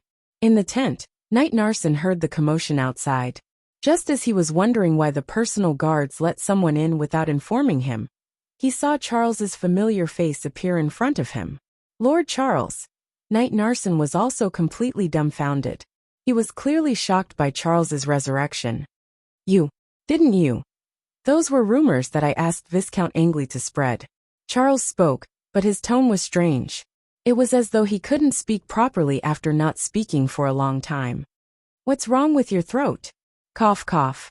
"My throat was injured." Colin was helpless. Even though he could control the blood thrall to speak, it took a lot of effort to do so. Moreover, his tone was very strange. Fortunately, Knight Narsen's attention wasn't on this. After hearing Charles's explanation, he didn't harp on it and hurriedly bowed. Although Charles had been stripped of his title, he had represented the Duke of St. Hilda in the Golden Lion Legion for a period of time. Therefore, Knight Narsen could be considered his old subordinate.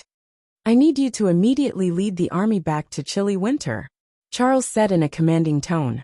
Knight Nelson's expression froze, and he slowly raised his head, the respect on his face gradually disappearing. "Lord Charles, I don't know what Viscount Angley told you. Now we have a chance to fight to the death with the dwarves. Why are we retreating to Winter Castle? Are you sure you can win?"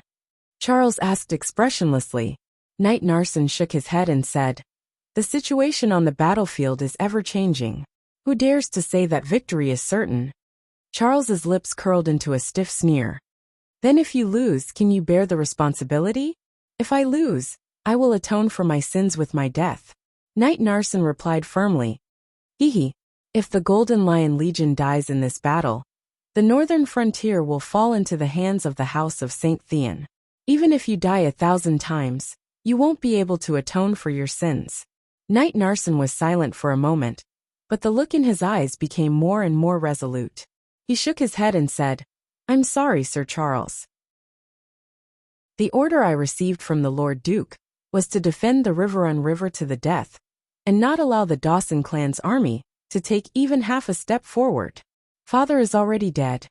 Before seeing the Lord Duke's body with my own eyes, please forgive me for not acknowledging his death." At this point, Colin realized that there was no way to persuade Knight Narsen. Since he couldn't persuade him with words, he would have to use another method. The air in the tent gradually froze. Charles spoke in a cold voice. "Narsen, are you determined to fight me to the end?" "My apologies, Lord Charles." Knight Narsen lowered his head in apology, but he refused to budge. Asterisk clang. Asterisk the next second a cold glint flashed. Knight Narsen's heart skipped a beat. He hurriedly leaned back, narrowly avoiding Charles's fatal strike. "Lord Charles, what are you doing?" Knight Narsen clearly didn't expect Charles to kill him without a word. "I'm going to kill you, you traitor of the House of St. Hilda," Charles roared as he drew closer with his sword. Seeing the killing intent on Charles's face, Knight Narsen didn't dare to be careless. He immediately drew his sword from his waist and stabbed towards Charles's chest. Knight Narsen's intention was to force Charles to retreat, but he didn't expect Charles to ignore it and continue to charge forward. By the time Knight Narsen realized that something was wrong and prepared to change his move, It was already too late. Lord Charles, retreat! Charles completely ignored Knight Narson's warning and impatiently charged towards the cold glint of the sword. Chi. The longsword pierced through Charles's chest. At the same time, Charles's longsword struck Narson's shoulder, almost severing his right arm. However, Knight Narson didn't have the heart to care about his injuries. He looked at Charles, who was so close to him, in a daze. My lord. The guards who heard the commotion and came to investigate appeared in the tent. When they saw the scene in front of them, they were also stunned. Knight Narson killed Charles St. Hilda. Blood flowed out of Charles's mouth like a fountain, but a strange smile appeared on his face. What happened? Knight Cambonen's voice came from outside the tent. Hearing this voice, Knight Narson painfully closed his eyes. He knew that he was done for. What happened? Count Alman walked out of the tent and looked at the noisy scene in the distance. He asked in confusion. The guards also shook their heads in confusion. Go take a look. Yes. A personal guard immediately obeyed the order and ran towards Knight Narson's tent. Count Alman was about to go back and wait for news when he saw a figure in full armor walking towards him. Halt! Who is it? The guards immediately went forward to stop her. The armored person decisively took off her helmet, revealing a beautiful face. Cynthia Sudo? Earl Oman recognized his niece at a glance. You've been gone for so long. Where have you been? Uncle, I've been hiding in Icestone City. I finally found a big secret of the Angeli family. What secret? Count Alman felt that Cynthia's tone was strange, but when he heard the word secret, his attention was immediately drawn. I discovered that the reason Viscount Angley's strength could increase so quickly was because... Cynthia spoke as she approached Count Alman. When the two were less than 3 steps apart, she suddenly charged forward. A cold light flashed in her hand. It was a dagger. *th. The dagger stabbed into Count Alman's abdomen, but a large hand held it tightly, preventing it from going any deeper. Why did you betray me? Count Alman's face was terrifyingly dark as he looked into Cynthia's eyes. However, he did not see any guilt or hesitation in her eyes. There was only a deep and silent coldness, like a beast that had died a long time ago. Bang bang bang. Just as Count Alman was shocked by Cynthia's gaze, a series of earth-shattering footsteps came from behind him. A large armored person charged over like a giant elephant. His personal guards immediately drew their swords to stop him, but they were easily swatted away like flies. Count Alman immediately realized that this was a trap for him. He immediately roared and kicked Cynthia, who was in front of him, away. He turned around and punched out. The golden holy light spread forward like flowing water, forming a solid barrier in front of him. Rumble. The golden barrier shattered in an instant, and Count Alman could only feel his arms creaking under the weight. The wound on his abdomen instantly tore open, and the heart-wrenching pain almost made him lose his footing. Poo. Count Alman could not help but spit out a mouthful of blood, and his body was sent flying by the terrifying impact. As soon as he landed, he ran back without hesitation, shouting at the same time, "I'm sorry. Assassin!" This shout was like a spark falling into dry wood, igniting the entire camp. Countless soldiers of the Alman family raised their weapons and charged over, wanting to protect their count. Seeing that the situation was bad, the armored person and Cynthia did not waste any more time, and immediately turned to run. Soon, they disappeared into the darkness of the night. Chapter 244. Wu. The piercing sound of the bugle echoed throughout the Golden Lion Legion's camp. The soldiers who had just woken up from their sleep rushed out of their tents in a mess. While randomly putting on the armor, he was also looking for his own weapon. Curses, shouts, and the screams of soldiers colliding with each other in the darkness were intertwined together. Stay where you are. Don't run around. Anyone who disobeys will be executed. The officers ran around the camp, shouting and maintaining order. In fact, the current situation was very dangerous. If they were not careful, there would be chaos in the camp.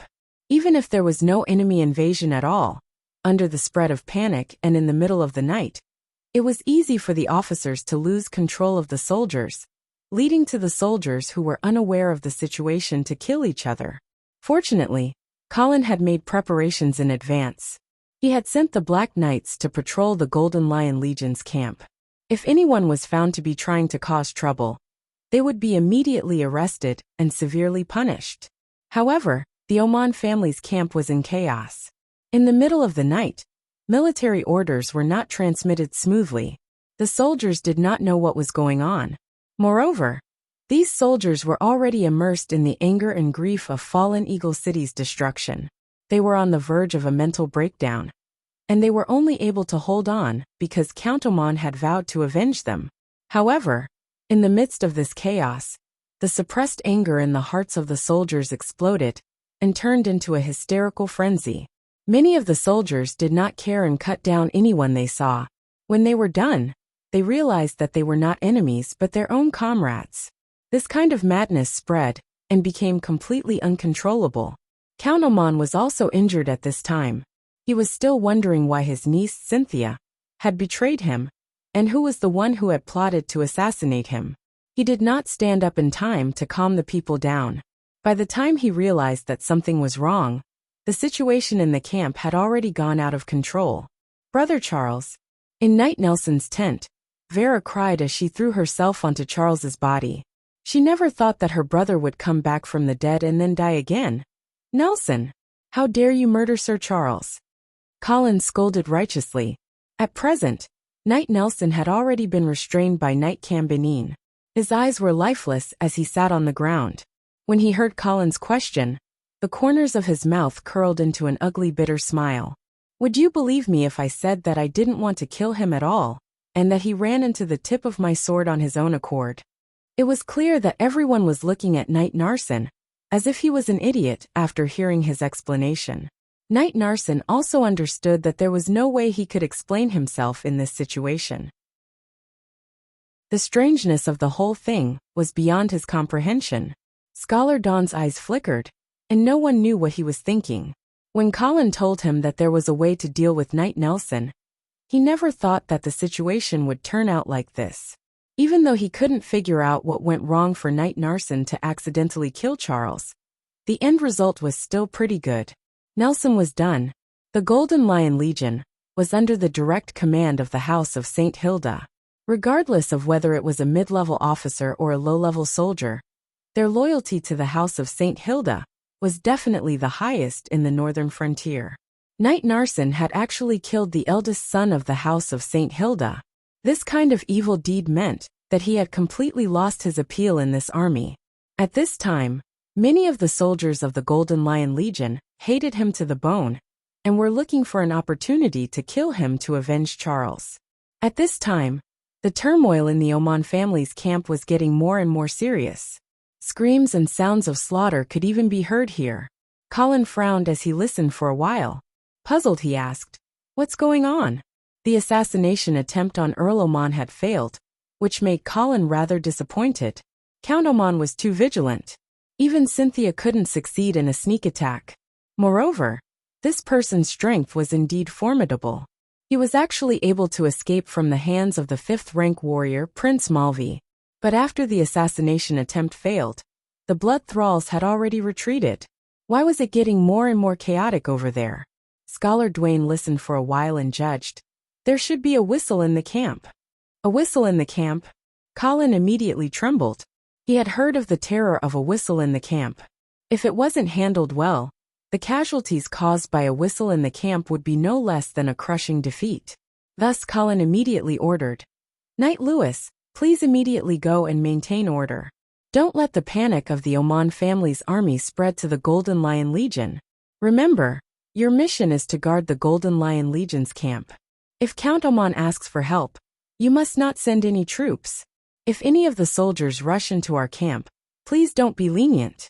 Kill them all without mercy." Knight Lewis hesitated for a moment, but under Colin's aggressive gaze, he nodded and said, "Yes." At this time, he understood the situation clearly. Knight Narsen was completely finished. Obviously, Knight Campbell would take over the position of Legion commander, and the Golden Lion Legion would be controlled by Colin and Vera. Under such circumstances, Knight Lewis had to make a choice. And his choice was not unexpected. After Knight Lewis left the tent, Knight Narsen finally raised his head and stared at Colin. His eyes seemed to have regained some of their vitality. The knight, who was at the end of his rope, said in a deep voice, "Viscount Angley, do you still insist on withdrawing the Golden Lion Legion to Coldwinter City?" Yes. Knight Narsen nodded when he heard this, as if he had finally accepted reality. He said frankly, "Did you know? Before you arrived here, I received a mysterious letter. The letter said that the Duke is not dead, and asked me to carefully examine the Duke's body." Oh, Colin's expression changed and he quickly asked, "Who sent the letter to you?" Knight Narsen slowly shook his head. There was no signature on the letter. Colin frowned. Just as he was about to ask again, Knight Narsen said, "Sir Viscounts, can you tell me if the Duke is really dead?" "Yes." Colin nodded solemnly. "I can swear on the honor of the ancestors of the Angeli family that the Duke has unfortunately passed away." Knight Narsen nodded, as if he had finally let go of something. He turned to look at Vera and bowed before saying, "Miss Vera, please believe me. My loyalty to the House of St. Hilda has never changed." After saying this sentence, Knight Narsen did not wait for Vera to reply. He stood up abruptly and rushed to the back. Knight Campbell was holding his sword against Knight Narsen's back, and he was caught off guard when he realized that his sword had already pierced through Knight Narsen's chest. Knight Narsen turned to his old rival with a cruel smile on his face. "Cambonine, you've been dreaming of this day for a long time, haven't you?" After that, he turned around again and said to everyone in front of him, "Whether you believe it or not, Charles died like this." Chi. Knight Campbell pulled out his sword and Knight Narsen slowly fell to the ground. Soon he was no longer breathing. Blood flowed in the tent, and the atmosphere was almost stagnant. After a while, Colin opened his mouth and broke the suffocating silence. "Since Knight Narsen has committed suicide, the most important thing right now is to choose a new commander. Vera, as the only St. Hilda here, who do you think is the most suitable person to take on this responsibility?" Although Vera felt sorry for her brother, she knew that she needed to pull herself together at this time. As soon as she heard Knight Campbell's words, she wiped the tears off her face and looked around. Finally she said softly, "Knight Campbell, please be in charge of the Golden Lion Legion." Knight Campbell immediately knelt down on one knee and replied loudly, "Yes." On the other side of the Rapids River, a group of dwarven cavalry was looking at the Oman family's camp. "What's going on over there?" Marquis Dawson had a very dignified expression on his face. "My lord, a scout reported this morning that a group of black cavalry soldiers had crossed the Rapids River and entered the Golden Lion Legion's camp. I think that Viscount Angley and Earl Oman must have had a conflict." Marquis Dawson stroked his beard and thought for a moment before he finally gave an order. "Tell the soldiers to get ready. As soon as the sky turns bright, we will cross the river immediately." "Yes." Chapter 245. The light of dawn dispelled the darkness and dispelled the fear that enveloped the hearts of the people. The chaos in the Oman family's camp finally subsided. However, when Colin sent out a messenger to search for Count Oman, he was nowhere to be found. What? He ran away? Yes, Lord Viscounts. Not only Count Oman, but the Oman family's army is also moving towards the south. Colin sneered. This Count Oman must have been born in the year of the rabbit. How could he run so fast? However, from this, it could be seen that Count Oman was indeed extremely vigilant and had fled very decisively. Last night's assassination, the other party probably guessed that Colin was the one who ordered it. However, how could Colin let this enemy off so easily? He immediately ordered, Knight Cambonine, please immediately mobilize the army and chase after Count Oman. Yes, Cambonine could tell that Vera completely followed her husband's orders. Therefore, Colin was now the true commander of this army. But before Knight Cambonine could leave the tent with his orders, he saw a messenger hurrying over and reporting, My lord, there are strange movements from the enemy on the other side of the Rapids River. I'm afraid they are planning to cross the river. What? Colin was shocked and quickly said to Cambonine, Don't worry about Count Oman for now. Gather the soldiers and prepare to fight the Dawson family. Yes. When Colin and the others arrived at the rapids, they saw more than a dozen strange-looking boats connected by iron chains, coming down the river from upstream. The surface of the ship was very wide, and the draft was very deep. It seemed that a very heavy object was used as the ballast. The roof of the ship was raised high, forming a triangle on the deck of the ship. When these ships were connected together, it was as if a wide corridor had been added to the river. Colin immediately saw that the enemy was preparing to build a pontoon bridge. He immediately ordered the archers to shoot arrows into the river. Whoosh, whoosh, whoosh. The Golden Lion Legion stood on the south bank of the Rapids River and continuously shot arrows into the river. However, the effect was not ideal. The arrows were all blocked by the thick canopy and did not cause much damage. At this time, the dwarven ships had also arrived at the predetermined position. They dropped their anchors and threw out two thick iron chains. The soldiers who had been waiting on the other side immediately rushed up and nailed one end of the iron chain to the ground. However, this only secured one end of the pontoon bridge. The south end had yet to be secured. At this time, the pontoon bridge was like a headless snake. One end was fixed to the north bank, while the other end was still a short distance away from the south bank. It was constantly swaying with the flow of the water. Just as Colin was wondering if the other party had miscalculated the width of the river and caused the pontoon bridge to be shorter, another large boat floated down from upstream. The ship was full of armored dwarven infantrymen, with huge shields in their hands. At this moment, Colin realized that this large ship could fill the gap between the pontoon bridge and the south bank. Clearly, the giant shield infantry on this ship should be the vanguard of the crossing. Crack, crack.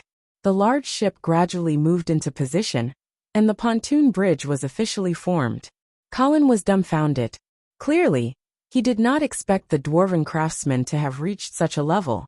However, the dwarves were indeed talented in forging, construction, and civil engineering. At this moment, the pontoon bridge was already formed. It was not possible for the Golden Lion Legion to cause large-scale casualties to the dwarves on the river. However, the real difficulty of crossing the river was how to gain a foothold on the opposite shore. Therefore, the decisive moment of this battle had not yet arrived. However, the smooth progress of the early preparations had greatly boosted the morale of the dwarven soldiers. Deafening cheers could be heard from the northern shore of the Rapids River. Marquis Dawson looked at the pontoon bridge on the river and revealed a satisfied smile. He felt that he had already grasped the corner of the Goddess of Victory's clothes. As long as he continued to hold on, he would be able to kiss her. Marquis Dawson smugly waved his hand and ordered, "Beat the drums! Cross the river!" Dong dong dong. The war drums rumbled, announcing the official opening of the Battle of the River Crossing. A general's flag slowly moved forward, and the dwarven officers roared boorishly. Squads of dwarven soldiers wielded swords, spears, and shields as they walked onto the pontoon bridge and rapidly advanced to the southern shore. Next, it was the bloodiest and cruelest battle to land on the shore. At this moment, the archers of the Golden Lion Legion had already stopped shooting and rapidly retreated. Thousands of infantrymen obeyed the order and moved forward in formation on the riverbank. It looked like they were going to defend the riverbank to the death. To be honest, this battle was not within Colin's plan. He and Scholar Dwayne wanted to bring the Golden Lion Legion back to chilly winter and defend the tall and sturdy city walls. However, plans could not keep up with changes.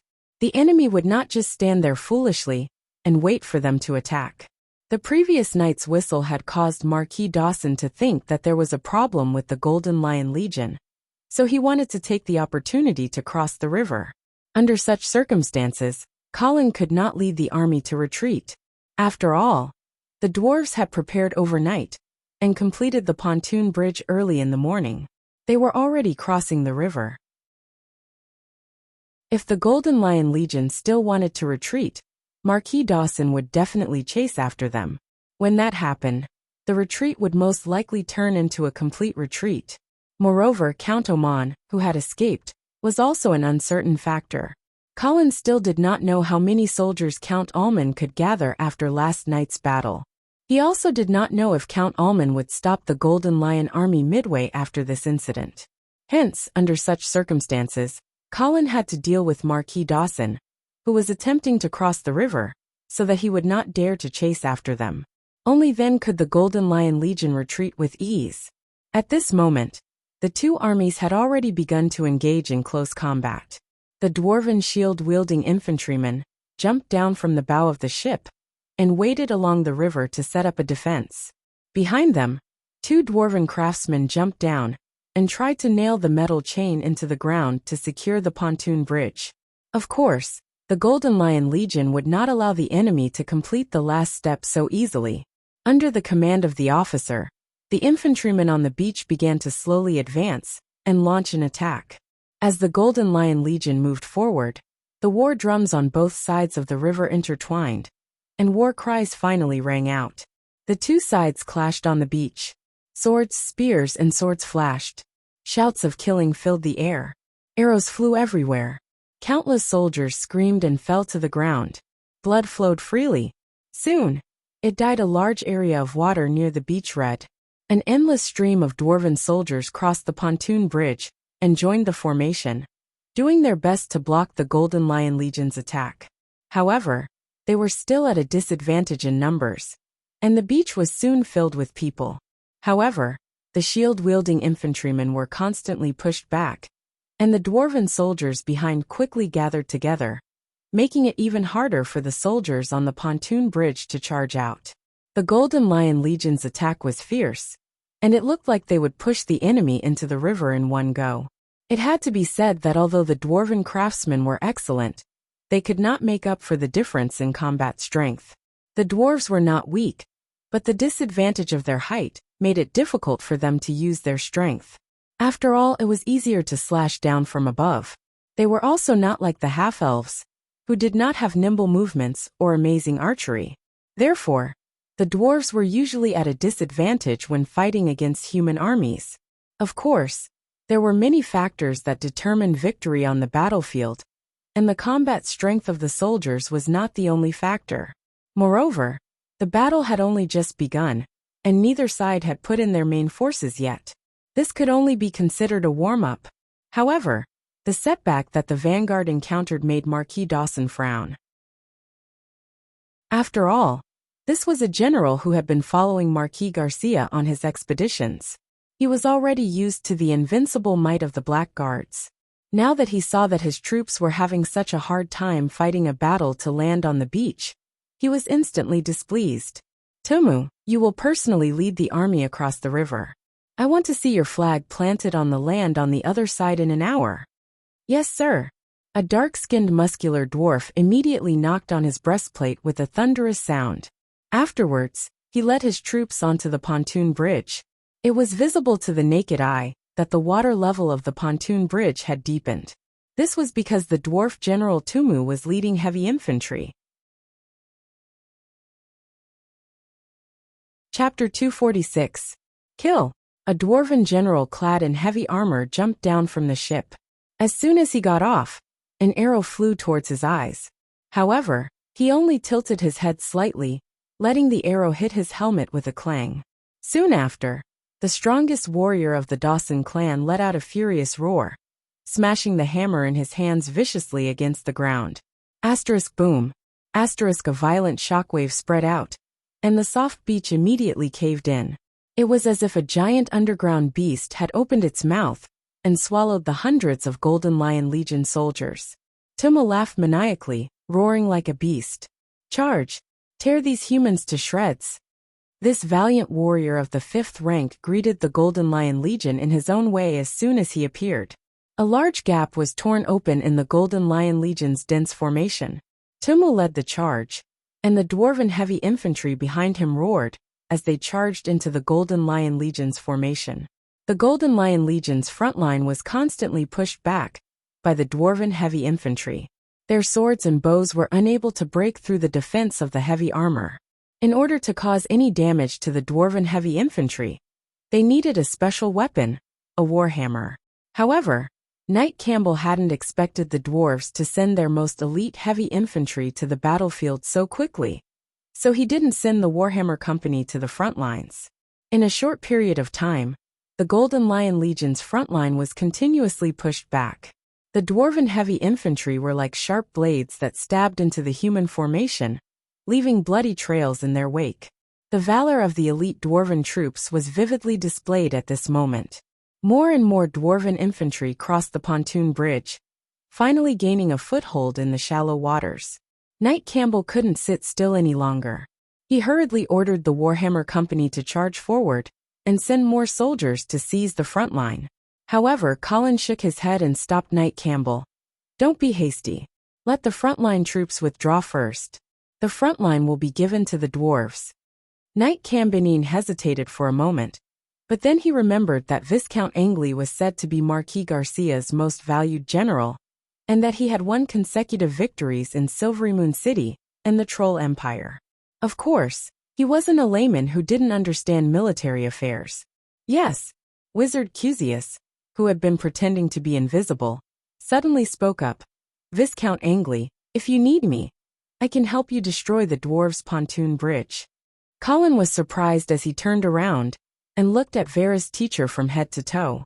After a short while he smiled and said, "What is the price that you have to pay to help me?" "There's no price." Cusius smiled and shook his head, his face full of sincerity. However, Colin thought to himself, free is the most expensive. He didn't know what Wizard Kudos was planning, but he didn't let his guard down. "For now, there's no need to trouble you. The Golden Lion Legion is capable of dealing with the mere Dawson clan."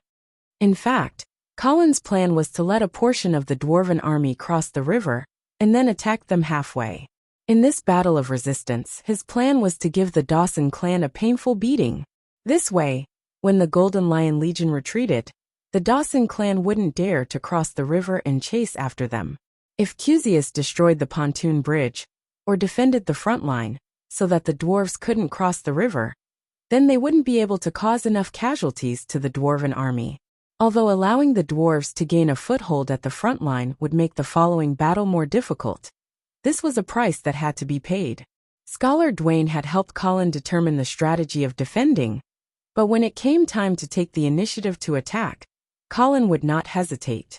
Moreover, the more you wanted to retreat, the more you wanted to make the enemy think that you wanted to fight to the death. Therefore, Colin was prepared to fight this battle as a decisive battle. As the Golden Lion Legion retreated, more and more dwarven soldiers crossed the bridge and gradually formed a formation on the south bank of the river. However, they didn't rashly chase after them. Instead, they waited for more of their allies to cross the river. On the opposite bank, Marquis Dawson saw that his army had successfully occupied the front line so quickly and immediately laughed. "The Golden Lion Legion is only SOSO. The dwarven officer on the side also laughed and said, "After all, it was chaotic last night. They're probably dozing off right now. Still, we can't let our guard down." Marquis Dawson's smile disappeared and he sternly said, "Tell Tuma to guard the front line well and not to attack rashly." Yes. After the bloody battle at the beginning, the battlefield suddenly quieted down, as if it had entered the intermission period. More and more dwarves crossed the river. In the afternoon, the number of dwarves crossing the river had exceeded 10,000. Moreover, they began to build simple fortifications on the front line, preparing to build a bridgehead. Of course, the Golden Lion Legion wasn't idle either. Colin first let the soldiers eat their fill. Then, he arranged for some sentries to guard against any sudden attacks from the dwarves. After that, he let the main force return to the camp to catch up on sleep. After all, after the chaos last night, most of the soldiers weren't in their best condition. Colin saw that the dwarves were busy crossing the river and building fortifications. So he let his soldiers rest and recover their energy. Originally, he was worried that the dwarves would send out small groups to harass them, but until 2 or 3 o'clock in the afternoon, the dwarves still didn't have any intention of attacking. Colin immediately understood that Marquis Dawson on the opposite bank was a cautious and conservative commander. This could be guessed. After all, Marquis Dawson was mainly in charge of logistics in the Black Cavalry. Of course, he couldn't have a radical personality. Being cautious and conservative wasn't a weakness, But if he was too cautious and hesitated when seeing a suitable opportunity, then the opportunity would slip through his fingers. Moreover, in Colin's opinion, if Marquis Dawson really chose a conservative strategy, then he shouldn't have chosen to cross the river. Instead, he should have continued to wait for the Menham family's army to arrive. Once he chose to cross the river, he would be at a disadvantage strategically. This was because the Rapids River would naturally divide the dwarves' army into two parts. It was impossible to rely on the pontoon bridge to connect the two parts of the army together. Now it seemed that the dwarves' crossing of the river was going smoothly. However, when the Golden Lion Legion launched their attack, they would taste the pain of not being able to advance and not being able to retreat. Marquis Dawson would also understand that he had missed the best opportunity to defeat the Golden Lion Legion. At 3 o'clock in the afternoon, the Golden Lion Legion had already finished their sleep and regrouped. Colin held Vera's hand as they stood on a temporarily built platform. There were two coffins beside them. One of them contained the body of the Duke of St. Hilda, and the other contained the body of Charles St. Hilda. The reason why the two bodies were placed in quotation marks was because they were not real bodies. The body of the Duke of St. Hilda was a stone statue that had been swapped out, and Charles St. Hilda was not completely dead yet. "Go ahead," Colin said as he let go of Vera's hand. His eyes were full of encouragement. Vera nodded gently before she walked to the front of the platform alone. The two coffins were placed behind her, and the afternoon sun shone through the clouds. It seemed as though she was covered with a layer of holy halo. "My father is dead. My brother is dead as well." Vera's clear but firm voice spread throughout the wilderness through a sound amplification spell. Just these two sentences were enough to make the Golden Lion Legion's soldiers feel ashamed.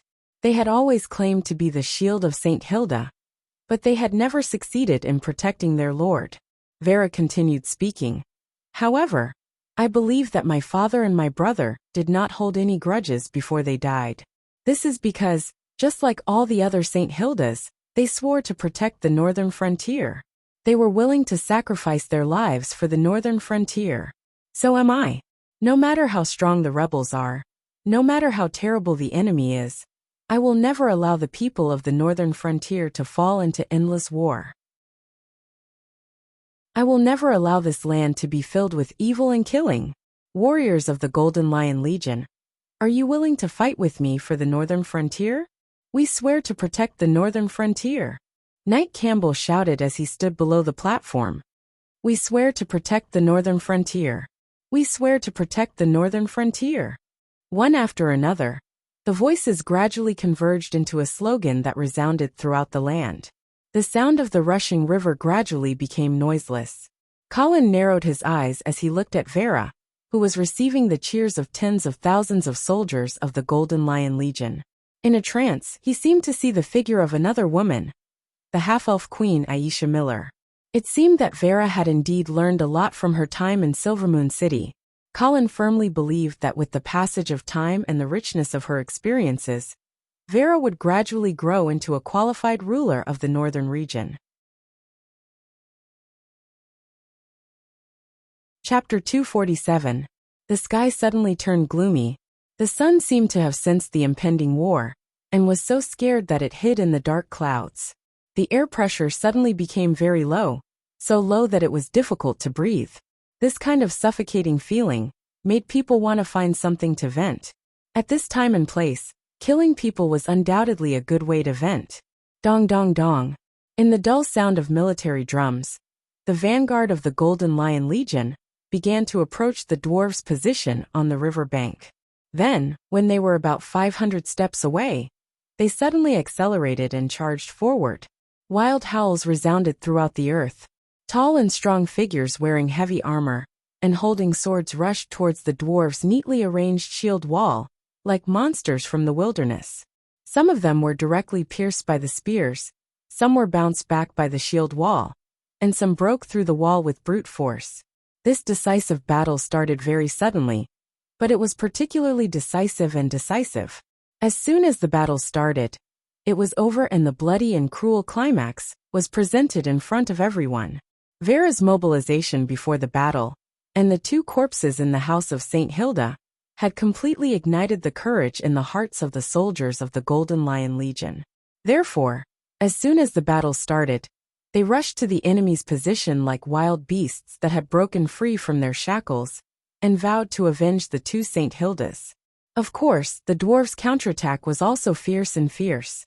For thousands of years, the dwarves had been a vassal race of humans.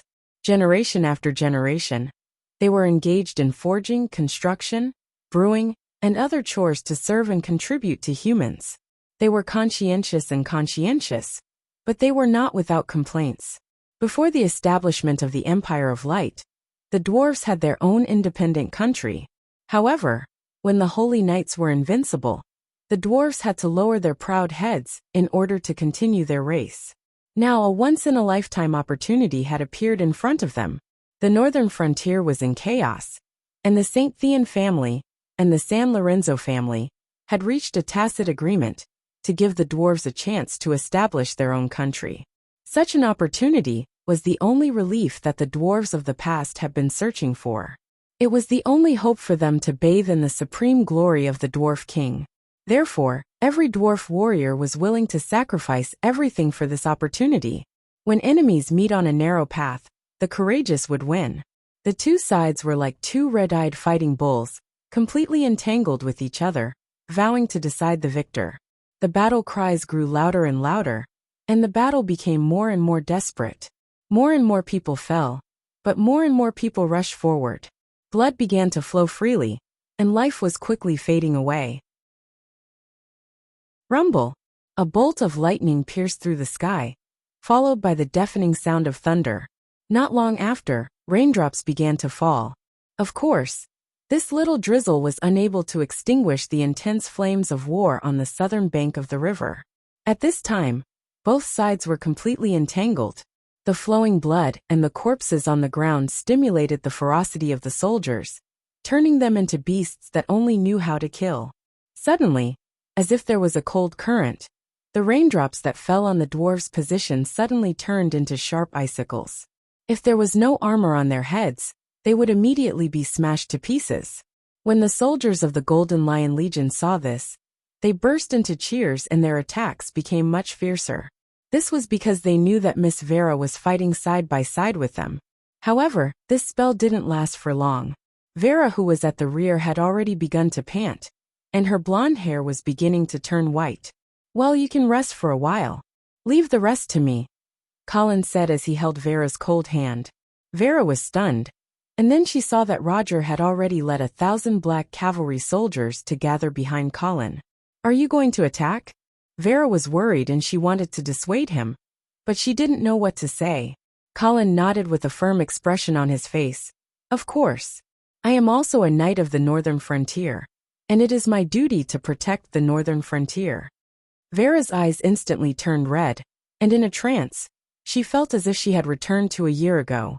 At that time, they were also on the banks of the Rapids River, and they were being chased by the Demon Wolf cavalry. At that time, Colin had also taken the initiative to stand up and take the lead to rush to the front, and he had almost lost his life because of it. "Then you must be careful." Vera did not try to dissuade Colin. Instead, she took the initiative to step forward, tiptoed, and gave him a deep kiss. It was a little salty. After their lips parted, Colin saw that Vera's face was covered in tears. "If you die in battle, I will follow you and return to the arms of the God of Light." Colin's heart was filled with warmth as he listened to Vera's solemn promise. He believed that Vera was serious when she said this. Suddenly, Colin realized that there was a woman in this different world who was willing to sacrifice her life for him. "Don't worry," Colin said with a smile. "I am afraid that the person who can kill me has not been born yet." At this time, Knight Campbell seemed to be influenced by Colin's behavior, and he immediately shouted, "Lord Viscounts, please allow me to fight by your side." Colin raised his eyebrows, and he was somewhat impressed by the new commander of the Golden Lion Legion that he had just promoted.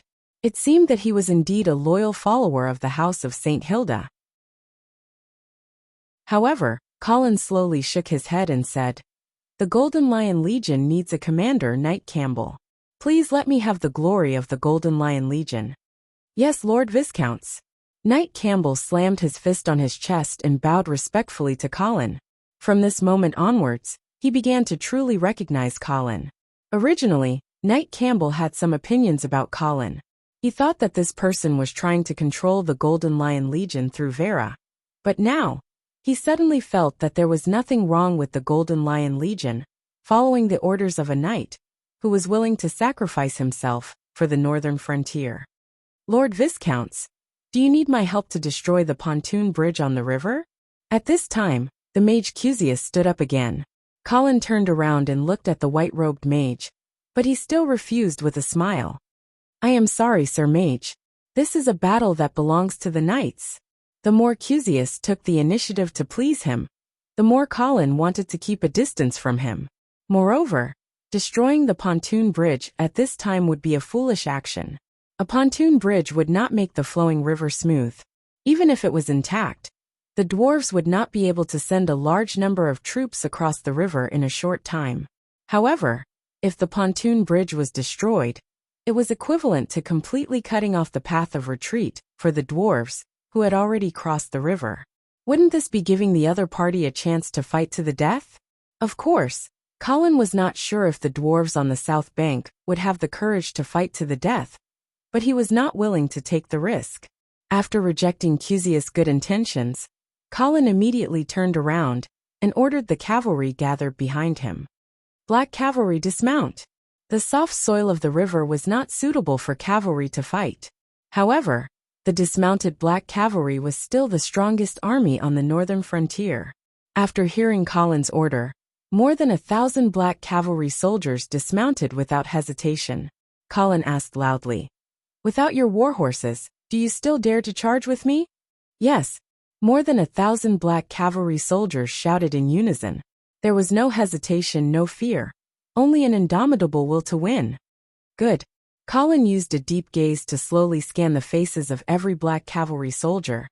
Then let us use facts to prove that the secret of the black cavalry's invincibility is not war horses, but courage and faith.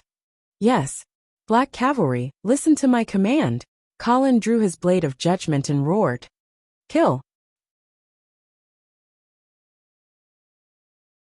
Chapter 248. When Colin first saw Marquis Garcia personally leading the black cavalry, he could not understand why Marquis Garcia would do such a thing. This was because such an action was too risky.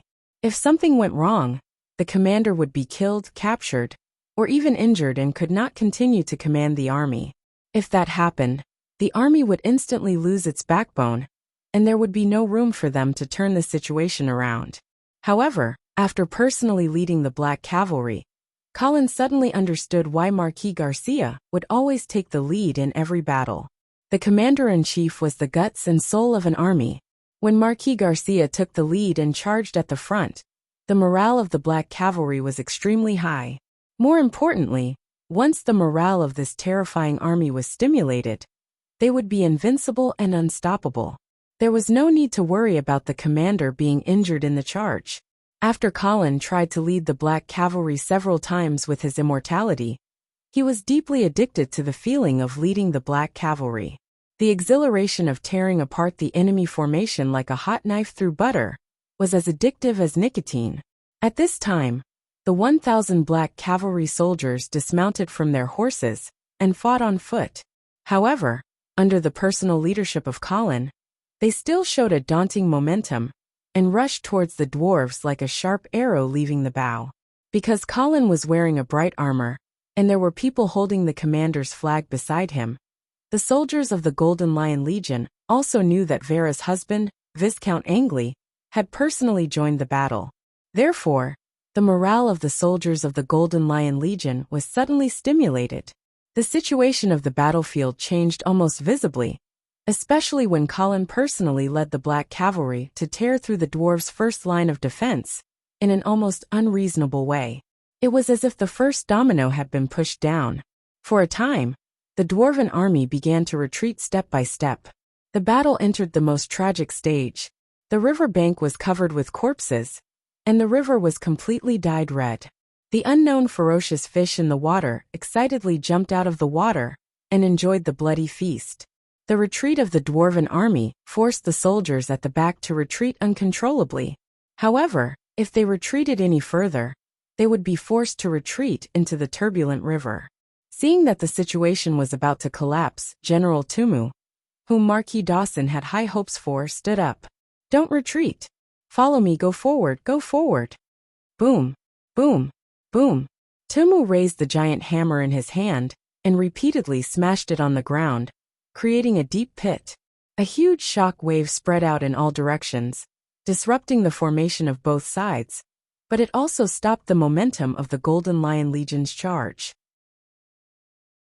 Tumu's violent posture immediately attracted Colin's attention. Although he had always believed that unless one reached the sanctuary realm, the role of high-ranking professionals in a war was limited. However, in a situation where both sides were evenly matched, the terrifying combat power of high-ranking warriors could still greatly boost morale and even turn the tide of the battle. Therefore, Colin immediately locked onto this dwarf warrior as his target. Tumu also saw Colin, who was not far away in bright armor. Although he did not recognize Colin, he knew that he was a big fish. Thus, he roared and took heavy steps forward. Like a monster made of steel, he rushed over. Colin sneered, holding his sword with both hands and meeting him fearlessly. Asterisk bang bang bang. Asterisk Tumu's footsteps became heavier and heavier, and the footprints behind him became deeper and deeper. It was as if his weight was constantly increasing as he charged. In the end, the whole earth seemed to tremble with his footsteps. However, Colin was not afraid at all, nor did he dodge. 100 steps, 50 steps, 20 steps. He was getting closer, even closer. Colin could clearly see the bloodthirsty and ferocious smile on Tumu's face. However, in the next second, he suddenly stopped his charge. This change from extreme movement to extreme stillness made Tumu slightly stunned. However, driven by inertia, Tumu could no longer stop. There was no need for him to stop. In Tumu's opinion, this human general was scared. However, at such a distance, whoever was scared would die.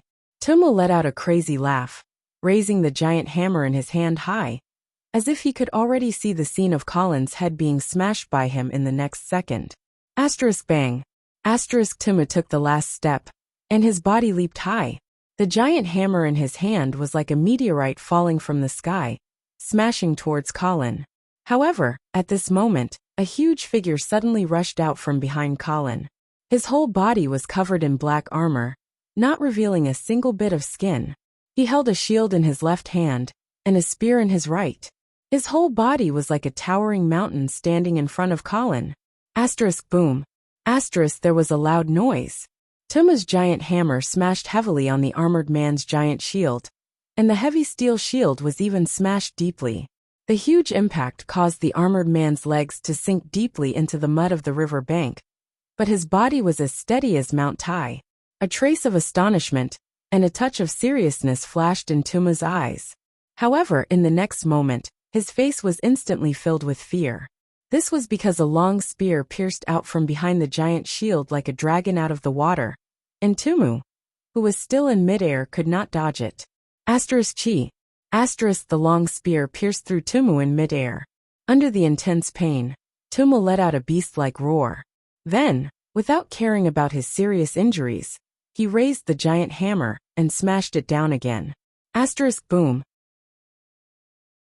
Asterisk the giant shield, which was already broken, could no longer resist the bombardment of the giant hammer. In an instant, it turned into countless pieces of iron and scattered in all directions. The giant hammer, under the terrifying inertia, smashed heavily on the armored man's helmet. The helmet was instantly deformed, and blood gushed out like a fountain. However, the armored man did not seem to feel any pain. He waved his spear and smashed Tumu into the ground, then stepped on him. Tumu only felt that his armor was groaning under the heavy weight of the opponent's giant foot. However, he just noticed that under the twisted helmet, there was a bit of dark green skin, and a glimpse of ferocious fangs. The opponent was a troll warrior. Tumu was full of doubts. Why would a troll help the Golden Lion Legion? Surrender and I'll give you face. Colin's cold voice sounded. Bah! Tumu spat out a mouthful of blood, and said disdainfully, only dead dwarven warriors don't surrender. Bang!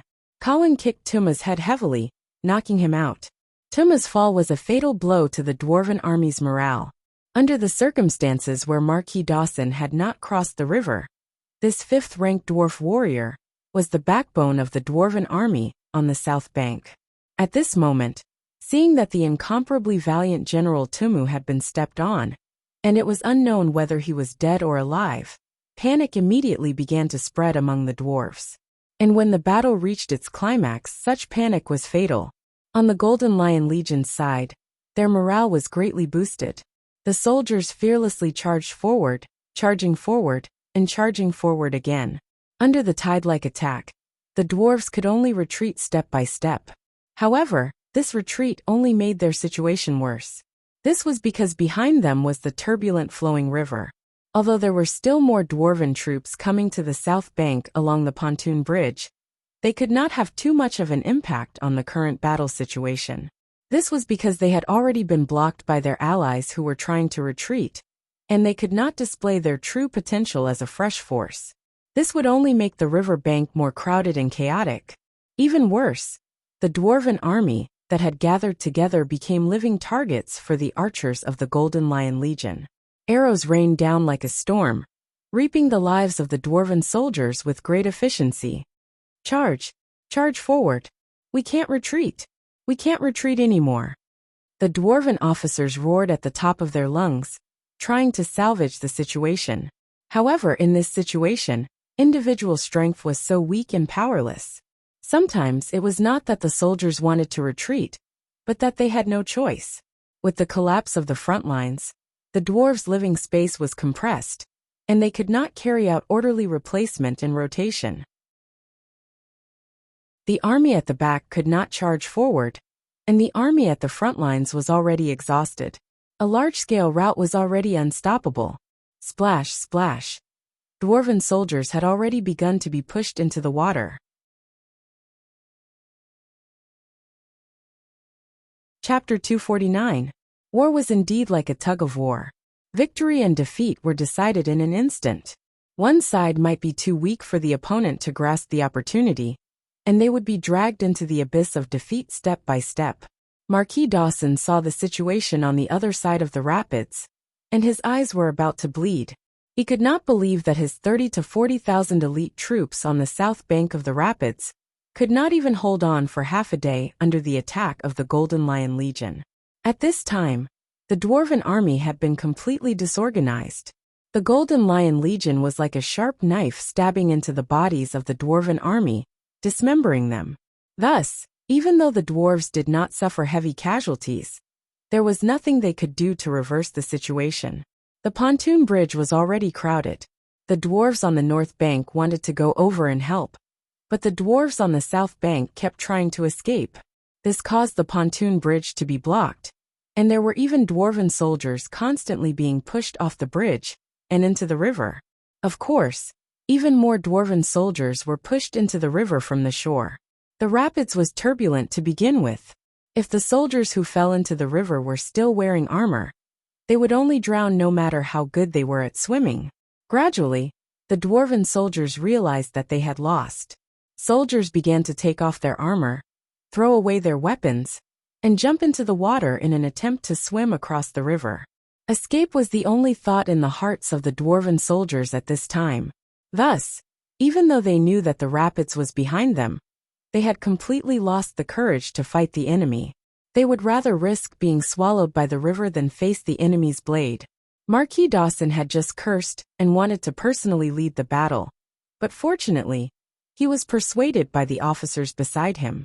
He panted heavily and clenched his fists, his nails digging deep into his flesh.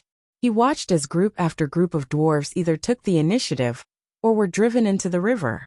For a moment, the river was full of dwarven soldiers. At a glance, it was all bobbing heads and waving hands. The soldiers of the Golden Lion Legion, who had rushed to the river, began to take out their bows and arrows, calmly and mercilessly killing the dwarves on the river. Soon, numerous corpses appeared on the surface of the river. Marquis Dawson stared blankly at everything in front of him. The screams and shouts of killing all around him seemed to have disappeared. At this moment, He seemed to have been completely isolated from this battlefield. The dream of the dwarves for thousands of years seemed to have left him at this moment. He couldn't accept it. For the sake of this dream, he had already sacrificed too much. A heart-piercing pain caused Marquis Dawson to involuntarily open his mouth. He tried to shout, but when he opened his mouth, it was filled with the smell of blood. Lord Marquis! Lord Marquis! The dwarven officer saw Marquis Dawson spurt out blood from his mouth, and then he fell down unconscious. In the evening, the heavy rain finally stopped. The setting sun finally peeked out from the dark clouds, sprinkling the last of its gorgeous rays onto the earth. The battle on the southern shore of Riverrun was basically over. The dwarven army could no longer organize a large-scale resistance. Only a few scattered beasts were left fighting. The pontoon bridge that connected the two sides of the Rapids River had already been set ablaze. This fire was set by the dwarves themselves. Clearly, they wanted to prevent the Golden Lion Legion from pursuing them through the pontoon bridge to the northern shore. But in this way, the remnants of the army on the southern shore had lost all hope of escaping. More and more dwarves began to lay down their weapons and kneel down in surrender. It's a pity. If only Marquis Dawson was on the southern shore. Colin stood by the Rapids River, looking at the dwarven camp on the other side, and said with some regret. In fact, the Golden Lion Legion had already achieved a complete victory in this battle. Although the results of the battle were not out yet, Colin estimated that the number of dwarves defeated on the southern shore was at least 30,000. This kind of loss would definitely make Marquis Dawson's heart ache. The goals set before the battle could be considered to have been perfectly achieved. If the Golden Lion Legion retreated now, even if Marquis Dawson had 10 times the courage, he wouldn't dare to chase them across the river. However, Colin still felt that it wasn't perfect enough. After all, he didn't manage to catch the guy who betrayed Marquis Garcia and the Black Cavalry. Scholar Dwayne was standing beside Colin. After hearing his lament, he smiled slightly and said, Marquis Dawson isn't famous for charging and breaking through enemy lines. It won't be that easy to catch him on the battlefield. Colin could hear the persuasion in Scholar Dwayne's words. Obviously, although his actions of leading the army to charge and break through the enemy lines had been a great success, Scholar Dwayne was still worried. However, Colin didn't explain too much. After all, he couldn't tell Dwayne that he was immortal and had a group of fearless Blood Shadow guards protecting him. If he really wanted to pose a threat to Colin, he was afraid that only a powerhouse of the Sanctuary realm could do it. Seeing that Colin didn't say anything, Scholar Dwayne didn't dwell on this issue. He was a smart person and knew that going too far was as bad as falling short. After a moment of silence, Scholar Dwayne spoke again and changed the topic. Lord Viscounts, do you know why Marquis Dawson took the risk of crossing the river to attack us? Colin's eyes narrowed slightly, and he immediately became interested. Why? In fact, he had such doubts before. With the natural moat that was the rapids, the side that crossed the river would definitely be at a strategic disadvantage. This time, the Golden Lion Legion was able to completely defeat the 30,000-strong elite dwarven army in just half a day, mainly because they had the advantage of crossing the river. That was why the two sides had been at a stalemate for more than a month at the Rapids River. They had constantly sent small groups of troops back and forth to test the waters, but neither side was willing to take the initiative to cross the river to attack. However, this time, Marquis Dawson took the initiative to attack. Of course, the chaos in the Golden Lion Legion's camp last night was definitely a trigger, but that alone shouldn't be enough to make Marquis Dawson take such a risky action. Scholar Dwayne smiled and said, Lord Viscounts, do you know the Selinsky family? Selinsky. Colin flipped through the memories of his predecessor, but he couldn't find anything. He shook his head and said, I don't know. This shouldn't be a family from the northern frontier, right? Of course not. This isn't even a family from the Radiant Empire. Scholar Dwayne's gaze was deep, as if he had seen through 1,000 years of time and space. The Selinsky family used to be the royal family of the Dwarven Kingdom, but their lineage has long been cut off. Royal family of the dwarves? Colin's heart skipped a beat, and he continued to look at Scholar Dwayne, waiting for his explanation. Although the Selinsky family has become history, it occupies an extremely important position in the hearts of the dwarves. It has even evolved into a spiritual totem in the thousands of years of reminiscence and reminiscence. It has even become a belief. Therefore, if there was still a Selinsky alive, as long as he made a call, the dwarves would definitely surround him, and establishing a kingdom would be a matter of course. However, because the Selinsky family no longer has any descendants, the dwarves will face a problem when they attempt to establish a kingdom on the northern frontier. Who will be the king of the dwarves? Hearing this, Colin roughly understood Scholar Dwayne's meaning. So Marquis Dawson chose to take the initiative to attack, because he wanted to rely on his achievements in defeating the Golden Lion Legion to fight for the position of king of the dwarves? That's right. Scholar Dwayne nodded. Actually, in terms of title and power, Marquis Minham and Marquis Dawson are about the same. However, Marquis Dawson has a huge stain on his reputation. Colin nodded. He knew that this stain was clearly the matter of Marquis Dawson betraying the one he had pledged his loyalty to, Marquis Garcia. Because of this stain on his reputation, if Marquis Dawson doesn't have any outstanding achievements, then after the dwarves establish a kingdom, the position of king of the dwarves will definitely belong to Marquis Minham. What a pity. Now that he risked crossing the river and suffered a crushing defeat, it seems that Marquis Dawson has no hope of competing with Marquis Minham. Scholar Dwayne suddenly smiled coldly. Sir Viscounts, I feel that Marquis Dawson might not be willing to sit and watch Marquis Minham ascend the throne of King of the Dwarfs. Oh, why is that? Because the Dawson family had married a daughter of the Selinsky family. Therefore, after the Selinsky family perished, the Dawson family felt that they were the true inheritors of the King of the Dwarves bloodline.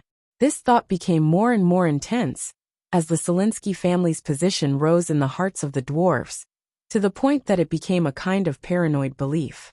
It is because of this that Marquis Dawson didn't hesitate to betray Marquis Garcia, who he was deeply indebted to, in order to create the conditions for the dwarves to establish a kingdom. It is also because of this that I feel that Marquis Dawson won't easily give up on the idea of competing with Marquis Minham for the throne of King of the Dwarves. Colin's eyes lit up. He immediately realized that if Marquis Dawson was truly unwilling, then this was an opportunity that could be exploited. Thinking of this, the two looked at each other and revealed a smile full of deep meaning. Chapter 250. As night fell, the fire on the south bank of the river was still burning. It was the Golden Lion Legion burning the corpses. The preliminary results of the battle were already out. In this battle, the Golden Lion Legion had suffered more than 4,000 casualties. They had wiped out nearly 10,000 dwarves and captured more than 15,000 dwarves. In addition, there were also a large number of dwarves who had jumped into the river. Such a result could be said to be a great victory for the Golden Lion Legion. Marquis Dawson's threat had been greatly reduced. At the very least, if the Golden Lion Legion chose to retreat at this time, the dwarves on the other side of the river would definitely not dare to pursue them. This battle also gave Colin a more intuitive understanding of the combat effectiveness of the Golden Lion Legion. It was indeed worthy of being called the most elite unit of the House of St. Hilda. If the Black Cavalry was the best cavalry in the northern frontier, then the Golden Lion Legion could be regarded as the best infantry in the northern frontier. This also made Colin covet this army. Although cavalry was invincible in the wild, there were still many restrictions after all. For example, it would be difficult for them to exert their strength in a siege or in a harsh terrain. Therefore, Colin needed an elite infantry legion as a supplement. Originally, Colin had considered the half-elves Silvermoon Guard. However, it seemed that the Golden Lion Legion's combat effectiveness was obviously much higher than the Silvermoon Guard. Therefore, he decided to use this army instead. Therefore, even though it was late at night, Colin still followed Vera to visit the wounded soldiers and win their hearts. It had to be said that with Vera's identity, it was indeed very easy for her to do such a thing. In addition, she was also very beautiful and kind. Every soldier who had a friendly conversation with her was so excited that they burst into tears. It was as if they were willing to sacrifice their lives for her. After following them for a while, Colin realized that he was actually a little redundant. Vera's charm had completely overshadowed Colin's existence. He quickly became a small follower. After that, Colin simply handed the task of winning over the people's hearts to Vera alone. After all, they were husband and wife. Being loyal to Vera was basically equivalent to being loyal to Colin. After leaving the casualty barracks, Colin saw Knight Campbell waiting for him. It seemed like he had something to report. What happened? Lord Viscounts, the dwarven prisoners have been properly settled. May I ask, how should we deal with them? Colin frowned at the mention of captives. According to his previous 2 battles, he would not give captives a way out. However, that time in the eastern region was to avenge the Black Cavalry. That time in the giant demon empire was because he was in an enemy country and couldn't settle down the captives, so he had no choice but to kill them all. However, Colin also knew that if he killed too many captives, he would definitely suffer a backlash. At the very least, once Colin's notoriety spread, the next time he encountered an enemy, they would definitely consider his reputation and not dare to surrender. They would only fight to the death. Moreover, strictly speaking, the dwarven prisoners this time were also his own people in the northern frontier. If he really killed them all, then Colin's reputation would be ruined. Does the Golden Lion Legion have enough food? We can still last for more than a month. Alright then. Keep these captives alive for now. However, control their food intake. Make sure they don't starve to death. Yes, Lord. Knight Campbell nodded, and was about to leave when he heard Colin's order. By the way, pick out all the professions among the captives and send them to me. Yes. Although Knight Campbell didn't understand what Colin was planning to do, he still accepted the order and left. Obviously, Colin was preparing to turn the professions among the captives into blood slaves to supplement the Blood Shadow Squad. Colin was looking forward to the harvest this time, because he knew that there was a 5th Order warrior among the captives. In the entire Empire of Light, there were only 2 paladins and no more than 10 6th Order professions. Therefore, a 5th Order professions were definitely the top combat power. As he thought of this, Colin walked briskly back to his tent. As the night deepened, Vera finally finished her condolences to the wounded soldiers. After rubbing her sore waist, Vera also walked out of the wounded camp and prepared to return to her tent to rest. On the way back, she met Mage Kudos, who seemed to have been waiting for her for a long time. Teacher, it's already so late. Haven't you gone to bed yet? Vera's voice was a little hoarse. Obviously, she had spoken too much during her condolences. I couldn't sleep, so I came out for a walk. Kudos smiled and glanced at the guards behind Vera. Vera immediately understood what the other party meant. She turned around and said, "You can go back first. I will accompany teacher for a walk." The guards hesitated for a moment and retreated to a certain distance, but they did not go too far. Teacher, if you have anything to say, you can just say it. Kudos looked at Vera for a moment and suddenly said, I haven't seen you for more than a year, and you seem to have matured a lot. Vera gently ran her fingers through her hair and said with a smile, I have to grow up. I can't be a carefree child for the rest of my life. Kudos nodded and his eyes were full of praise. Indeed, if it was a year ago, you would have probably been eager to ask me what the forbidden spell that killed your father was. Vera was silent. In fact, on the day when Kudos appeared, Vera was already prepared to ask him about this matter, but she was stopped by Colin. Moreover, Colin also told her that Wizard Cusius, who had taken the initiative to look for her, might not have had good intentions. Originally, with Vera's kind personality, she would not judge her teacher with such malicious intentions. However, after experiencing the betrayal of her adoptive father, this 19-year-old girl was no longer as trusting as she used to be. When he saw that Vera was not speaking, Kudos sighed and said, Vera, I hope that you know that teacher will never hurt you. Vera raised her head and looked at her teacher, but she immediately lowered her head and whispered, Well, I believe you. Kudos did not know if Vera really believed him, or if she was just being perfunctory. However, he knew that his student would not be easily moved by a few words. To be honest, The reason why teacher came to the northern frontier this time is indeed because of Mr. Feng from the Saint Thean family. Moreover, I am also aware of what he has done in Fallen Eagle City. Of course, I did not know that his target was your father. If I had known about this earlier, I would have definitely stopped him.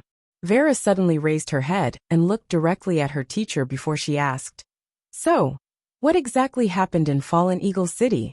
Did Mr. Feng really sacrifice an entire city of people to complete the forbidden spell?" "Yes." Kudos nodded solemnly. "After Mr. Feng and I discovered the eyes of petrification, we spent nearly 20 years modifying and perfecting it. Finally, we developed a new forbidden spell called the Trial's Eye." "Trial's Eye?" "Yes." Kudos took out a scroll from his robe and handed it to Vera. "This is the scroll. You can take it and study it yourself." Vera was a little stunned when she saw Kudos's honest attitude. After a long while, he took the forbidden spell casting scroll with his trembling hands. However, she did not open it to look at it.